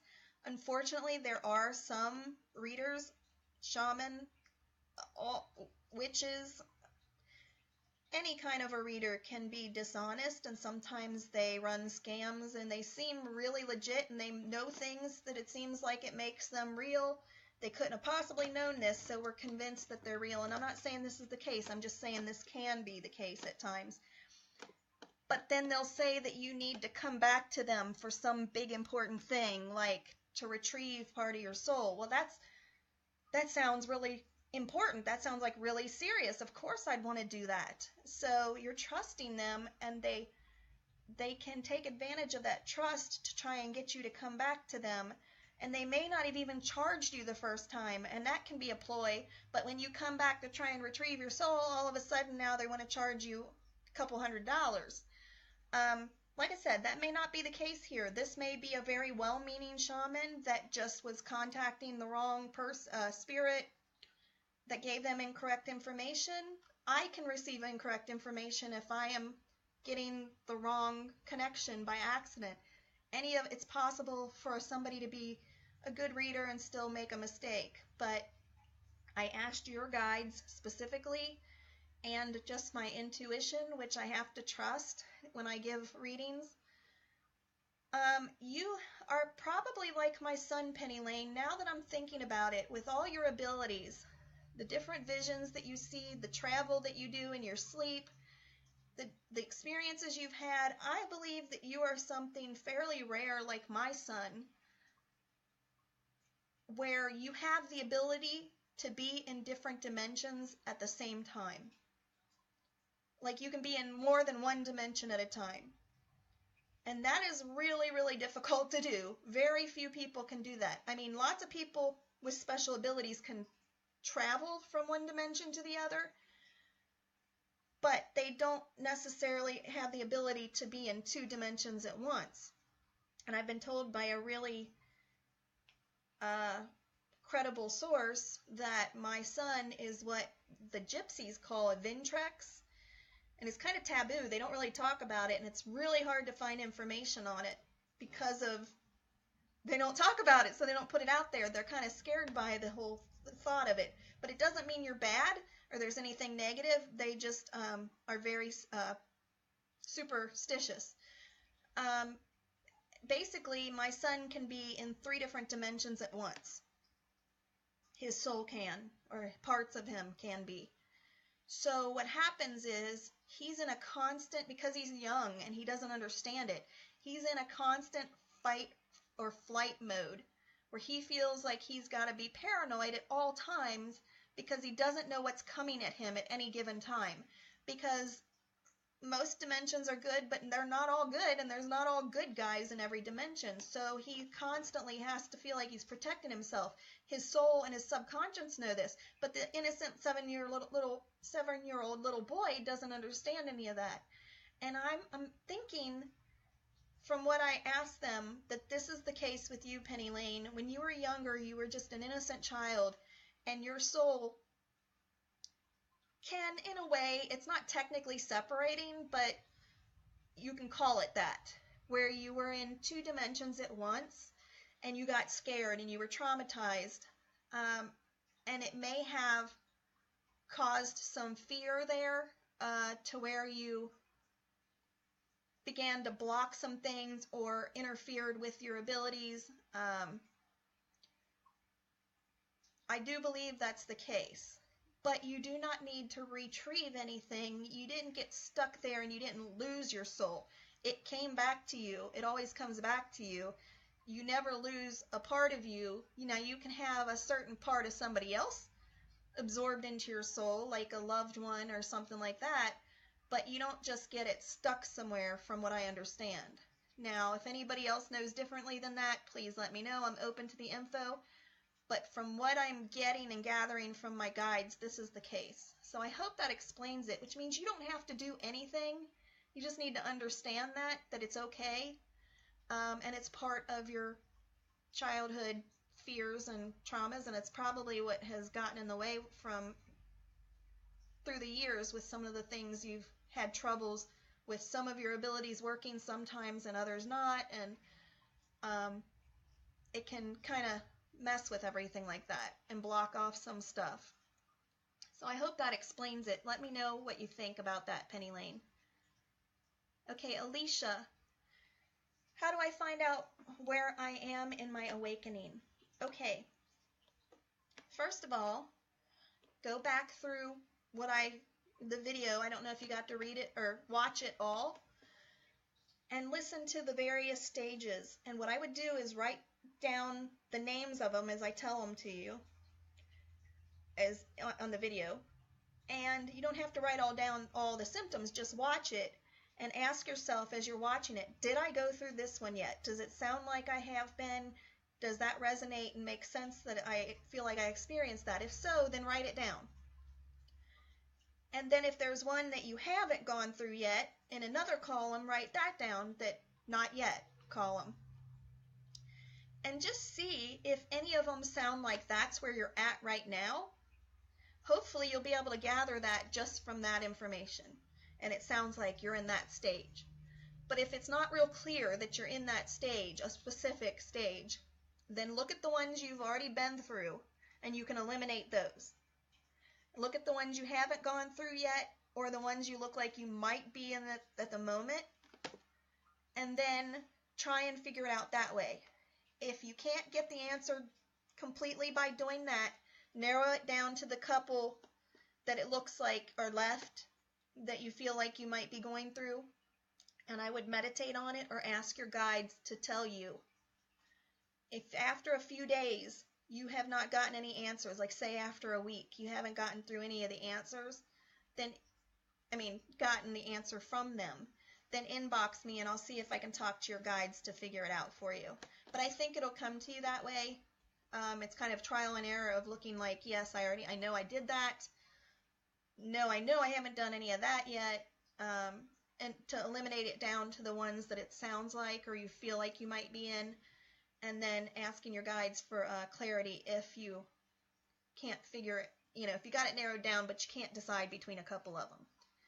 I hope that helps, but if it didn't, like I said, give it a few days, because it might take a few days to find the signs and the messages they send you. And pay attention around you. And like if you start hearing the words or the names of the different stages of the awakenings, like if you hear one of the names pop up somewhere else, chances are that's them telling you. If you see it in another post in the group or somebody else brings it up and you're like, oh my gosh, the integration, I've heard the word integration twice since her video, that means you're in that stage. Or the Dark Night. You hear that all of a sudden, even if they're talking about the movie, that's their sign or their way of telling you that's the stage you're in. So try that and see what happens and let me know if you need any more help than that. Brandy says, what do they want from me? Honey, it doesn't necessarily mean they want anything from you. I venture to believe that chances are they're just trying to stop you from doing the good in this life and fulfilling your mission. But it's not always a case of what they want from you. A lot of times they're just out to aggravate you. They thrive on the negativity. They thrive on the lower vibrations and upsetting people because they're just bad entities, just like some bad people that just thrive on stress and drama, and they just like to bully people. So it's not necessarily that they want anything from you, it's just that they want to do this to you. But I do suspect you are awakening, you have abilities, they see you have a greater life purpose, and that you could really make a difference in this world. You could help people and help humanity as a whole, and they want to stop you from that. So they're just trying to scare you away from your spirituality and your awakening. You can't let that happen. Don't let the fear of them or this happening stand in the way of your happiness in your life and what you can do for others. Because I assure you, we can get rid of this and you can stop it from happening again. So it's not like you got to worry about this happening all the time. Because that I could understand being afraid of if you think it might keep happening again. But as long as you do what I tell you to do, you can hold it off and keep it from happening again. And in the process, that's just temporary. Like I said, once you get to far enough in your awakening, you won't even have to do anything anymore. You'll just be naturally protected from them. So don't let it scare you. I know it can be very scary, but I think that's what they want, honestly. And yeah, do the grounding and protecting both at night and morning. You can honestly do it in less than 5 minutes, Brandy. It's not like it takes a lot of time out of your day. I can understand if it takes a lot of time why you wouldn't want to do it twice a day. But if you brush your teeth twice a day, do the grounding and protecting when you brush your teeth. Just like part of your normal routine. It takes less than 5 minutes. You do it, you're done, you're good for the day. Do it again at bedtime before you go to sleep, and it'll protect you. Okay, Carol says that's so true. I have to learn to ground every day. Yes. Yes. A lot of negative. We all hold on to a lot of negative energy, Carol. We all do because we're so sensitive. We're like sponges. We just soak it all up, and unless we figure out how to prevent it and let it go, we're going to all be affected by it, unfortunately. But it just shows how great we are, how sensitive we really are, and if we can use that for good, how much we can really help people. Okay.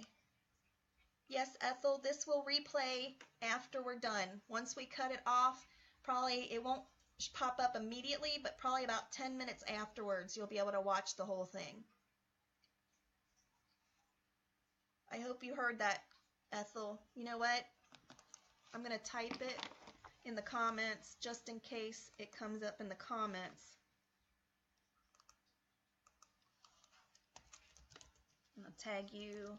Hopefully it'll let me tag you. Of course it's not going to let me. Oh well.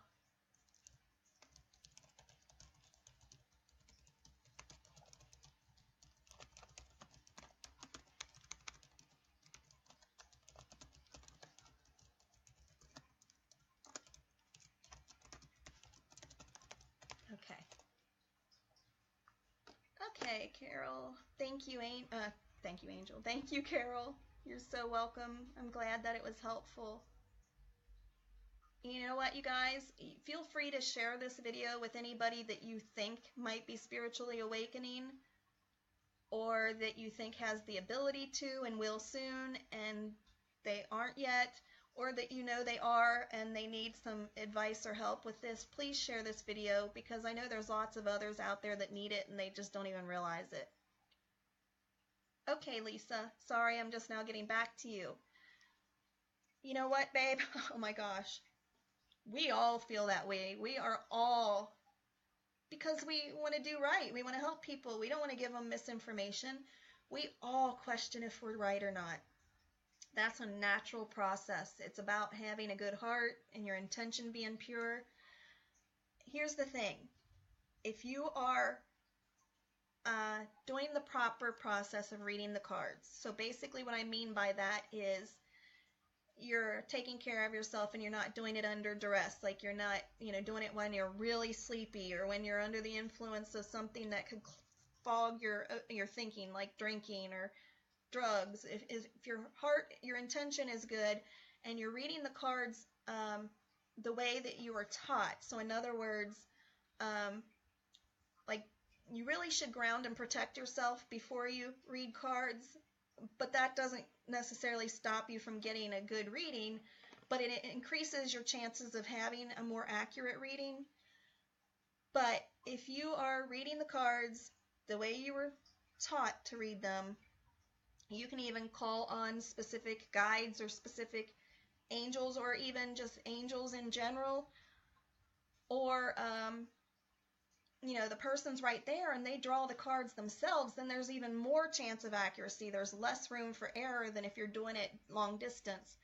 What I'm trying to say is you're going to be right. You're going to be accurate. The only way you're really not going to be accurate is if you're doing something to influence it. You're not taking care of yourself. You're in a bad state of energy and mind that day, then you really shouldn't be reading cards that day or reading anything. And as long as your intention is good and you're reading the cards the way they're meant to be read, I can almost promise you your intuition is correct. And take the first of all, if you need to, there's no shame in using the booklet or looking up the meanings online until you really build that confidence. There's nothing wrong with that. Once you build your intuition and your confidence, then you can rely on that. But even then, the first thoughts, that first 30 seconds to a minute and a half of information that comes into your head, words, signs, symbols, feelings, whatever you get, that you're reading, that can be trusted, okay?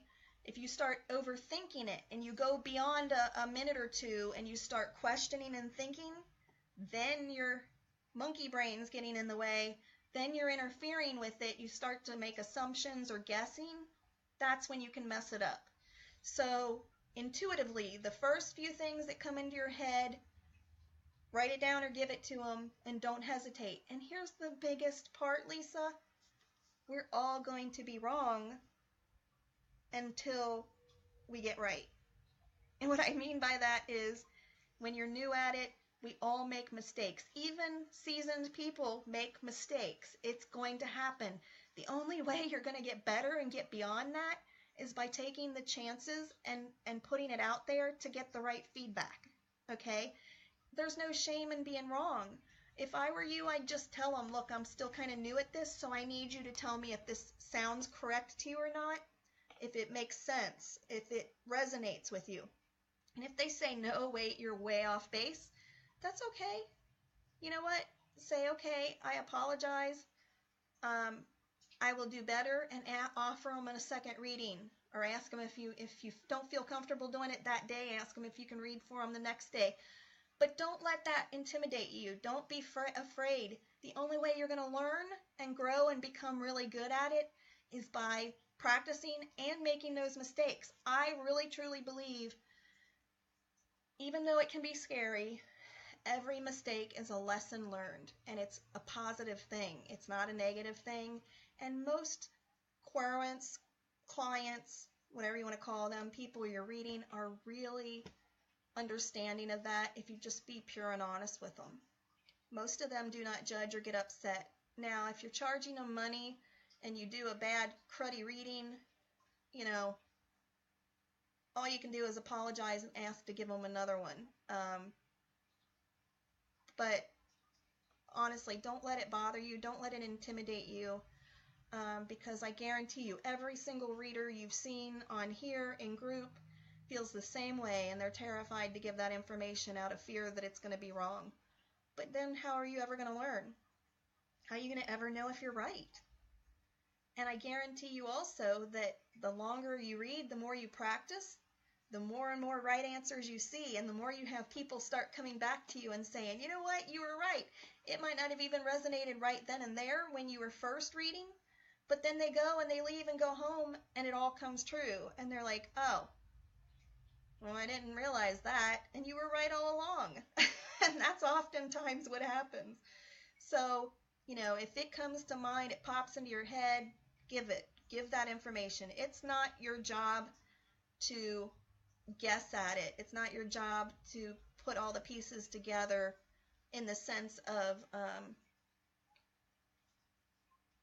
trying to solve some great mystery. It's your job to deliver the information, and that's it. You're the messenger. It comes in, you deliver it. You don't even have to think about it unless they start questioning it and say they don't understand that or they don't get that. Then maybe work together to try and figure it out. Then you can start trying to guess a little bit, but you don't want to get too far into it unless you have the ability to like ask guides and things like that. I would just go with your instincts and your intuition and trust it. I hope that helps, Lisa. Okay, the boy is 10 to 13 who was hit by a car and died. He said it wasn't his fault. He didn't mean to do it. Aww. And nobody on feed claimed him. Aww. Okay, so when you mean place him, is he just appearing to you, or were you actually like doing a reading and he showed up? I'm just asking because sometimes if they just show up and appear to you and you're not like sitting there with a client or reading someone, a lot of times you're not going to be able to find who he belongs to.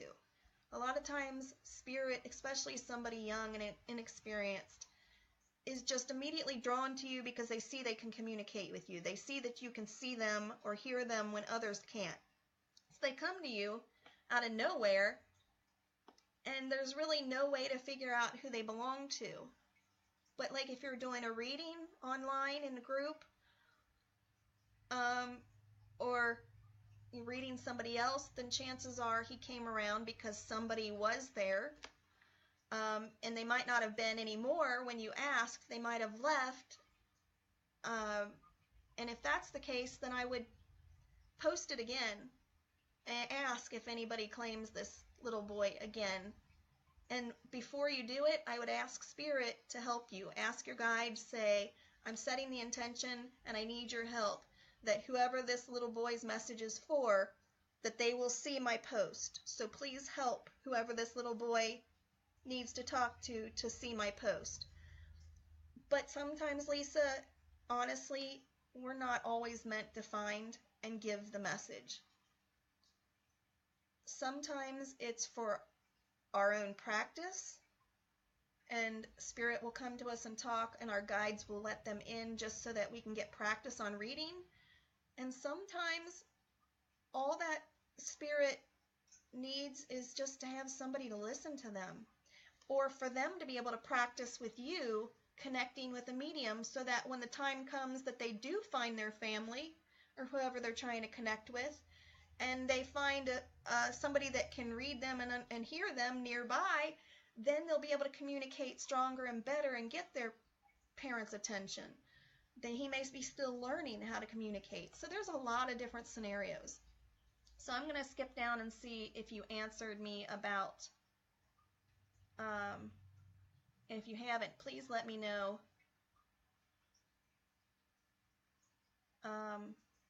What you mean as far as if you were doing a reading online, or if he just came to you out of nowhere by himself. Let me know that so I know which scenario. But it could be a lot of things. Honestly, I've had so many spirit come to me, and I've never figured out who they belong to or who their messages are for, and my guides told me that a lot of times that's for my practice or theirs.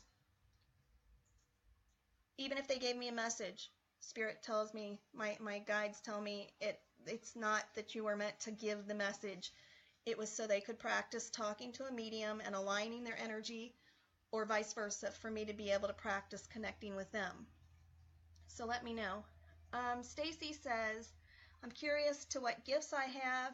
Is there a way I can figure it out? Also, I speak and communicate to my guides, but I don't feel like I get any responses. I've been told I have a Moroccan shaman as a guide, but I don't know any of that either. Okay, Stacy.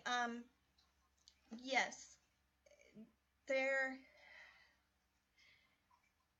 you do get responses from your guides. You just don't see it or hear it yet. They're trying to communicate with you, I guarantee it. But you're still learning, and your abilities are still strengthening, and you will in time. But you still have to raise your vibration and get your energy level up.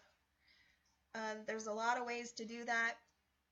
Like I said, and I always say the biggest and most important way is meditating, but being out in nature, being in the ocean and the waters, like I mentioned before, around the mountains, grounding in the earth, barefoot in the earth, and burning incense, sage, candles, essential oils. All these things raise your vibration, but you need to be doing it daily, at least a couple of these things daily.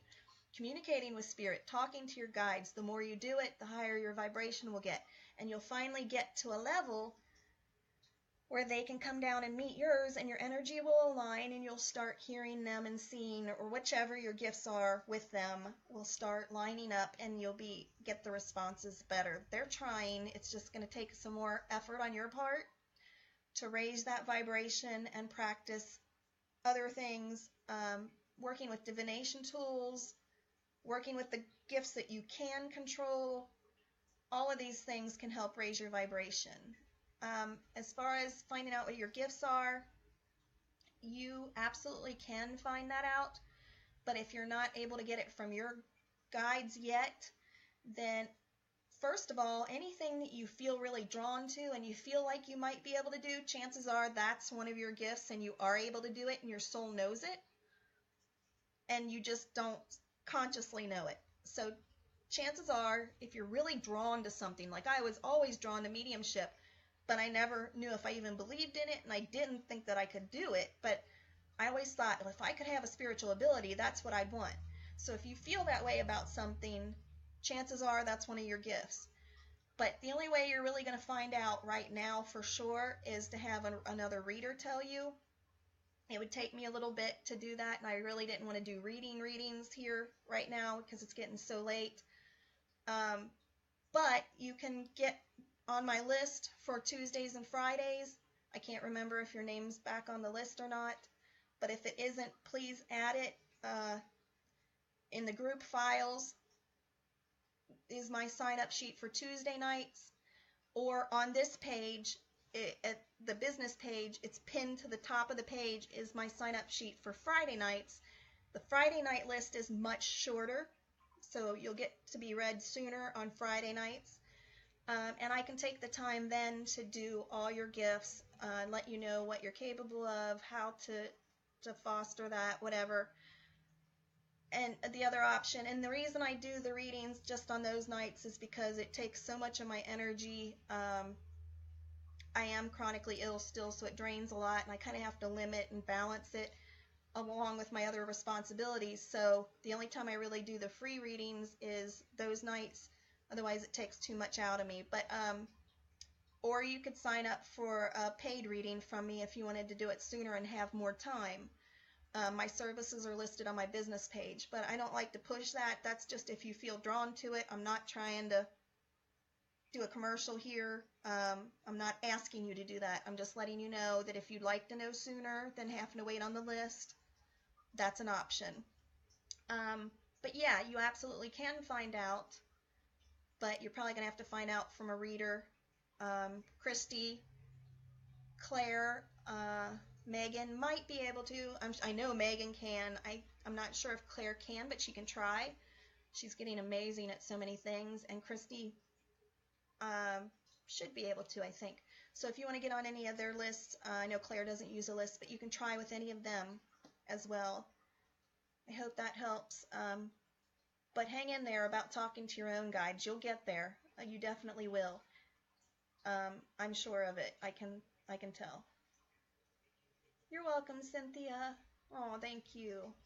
You're welcome, Alicia and Carol. You're very welcome. Okay.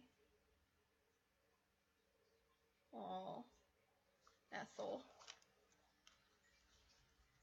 Okay, I'm just going to type a reply to Ethel.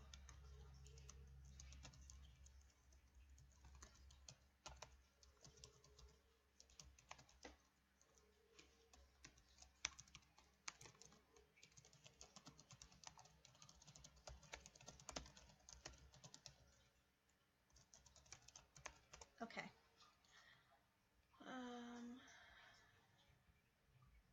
Okay, Lisa, you were doing Cards Live, and he just popped in, and he's still with you. Okay. Yeah, wherever you were doing it live, if it was online, go ahead. I would post another comment and ask people if it was in group or even on your page, your personal page, wherever you were reading. Post a message telling people who he is, his description and whatnot, what you just told me, and tell them when you were reading and say this is probably for somebody that had stopped by the reading and then left or couldn't tune in but had thought about it, and that's why he knew to come here. Do any of you know this child? And then right before you do that, set the intention that whoever he belongs to will see that post, or ask your guides to help that. Other than that, if you weren't reading on a group or a place where you can post that again, the only real other way to be able to figure it out, Lisa, is honestly to ask him as much information as you can to see if you can figure it out, or ask your guides. If you are able to ask your guides, ask them to give you the information, or get back on my list or one of the other readers' lists and keep his information with you so that you can ask them whenever they're doing full readings. I would be happy to try and talk to him, but I just can't right now this late. I'm already drained. I feel like my chakras are already closing up from talking so long, but I'd be happy to do it on one of the other readings. Or, Lisa, if you don't want this poor child hanging around very long, you can inbox me and give me his information again. because in this particular situation, we're talking about a child, living or not, it's still a child, and I feel like I don't want you to have to wait very long. So if you want to inbox me because you can't get read by anybody else faster, I will try and make time, because it hopefully will only take a couple minutes. Or this one time I'll make an exception and pop you to the top of the list, because I'm sure, like on Tuesday or Friday, because I'm sure if I explain that situation to everybody that's watching my Friday reading, they'll understand under those circumstances. I'm not to sound rude, but I'm not doing it for you, Lisa. I'm doing it for the spirit. So either inbox me, or if you can watch Friday and he's still around, then pop in on my reading and we'll take care of reading him then. But hopefully you'll be able to talk to another reader sooner. Okay, guys, I'm getting word my video is about to die in just a few minutes. So I want to finish up here. I'm going to finish reading the comments.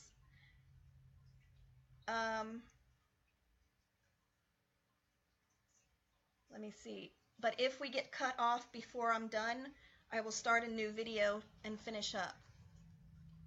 Let's see.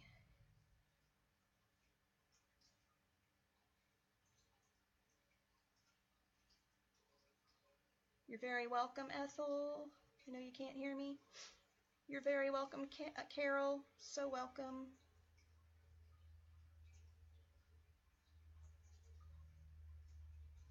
Okay, Stacy. Yeah, I mean, I'm not sure how much or how strong your abilities are, and what you're really capable of. So I, don't know if you can figure it out on your own or not, besides just asking your guides. But if you're not able to hear them yet, then I guess not. You'll need a reader to help you. I mean, they would eventually tell you, but it'll take a while to get all that information. So you're welcome, and I'd be happy to help you on one of the readings. You're welcome, Brandy. You're welcome, Lisa. Is that it? Did I catch up? Ooh, I think I did. Okay, I got 3 more minutes. Did I miss anybody's comments? I tried to make sure I didn't miss any, but I didn't miss any questions or comments. If I did, please retype your question or comment, and I will address it. But you got to do it quickly, because I've got less than 3 minutes before this dies, but at least I'll know. Is anybody else got questions? Should I go ahead and start a new video? Or if nobody pops up, then I'll wrap up. But I'll give it a second to see if I missed anybody or if anybody else has a question. If you do have another question or comment, then we'll go into the next. Let me know so that I know to start the next video. But if nobody else responds, I'm going to say goodnight. And I thank you all, and don't hesitate to rewatch this if you need to later. In the future, like I mentioned, don't hesitate to share it with somebody that needs the information. But I'm really excited and grateful that it helped you, a lot of you, because that's all I could wish for, and that's all I was hoping to do. Okay, 2 minutes. I don't see anything else.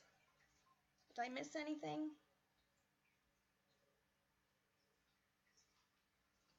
Okay, Michelle. You're welcome, Lisa. I'm not doing another class on this subject, but next week I'm doing another class on star seeds, also called universal children. So people like indigos, crystal children, rainbow children, blue rays, people like that, I'm going to explain who they are, what they are, how to figure out what you are, and I'll be announcing that probably tomorrow or Friday. It'll be sometime next week, but I'll be making the announcement when that class is going to be, tomorrow or Friday. So look for that, and I'm going to try and offer a class every week or every 2 weeks on new things. So these videos will remain in my video file on the page, and I'm about to announce my YouTube page. But I'm about to lose you guys. It's about to shut off. Thank you so much for being here. I love you all. If you have another question pop up, go ahead and inbox me, because it might come up after we're done here. But you guys have a great evening. I love you all. Join me Friday night right here for my Friday night reading. The sign-up list is pinned to the top of the page. Otherwise, I'll see you next Tuesday on our regular readings or our next class. So thank you so much, everybody. You're lovely. Thank you, Michelle. I really appreciate that. You all make me so happy. I love you all. Take care. Namaste. Have a good night.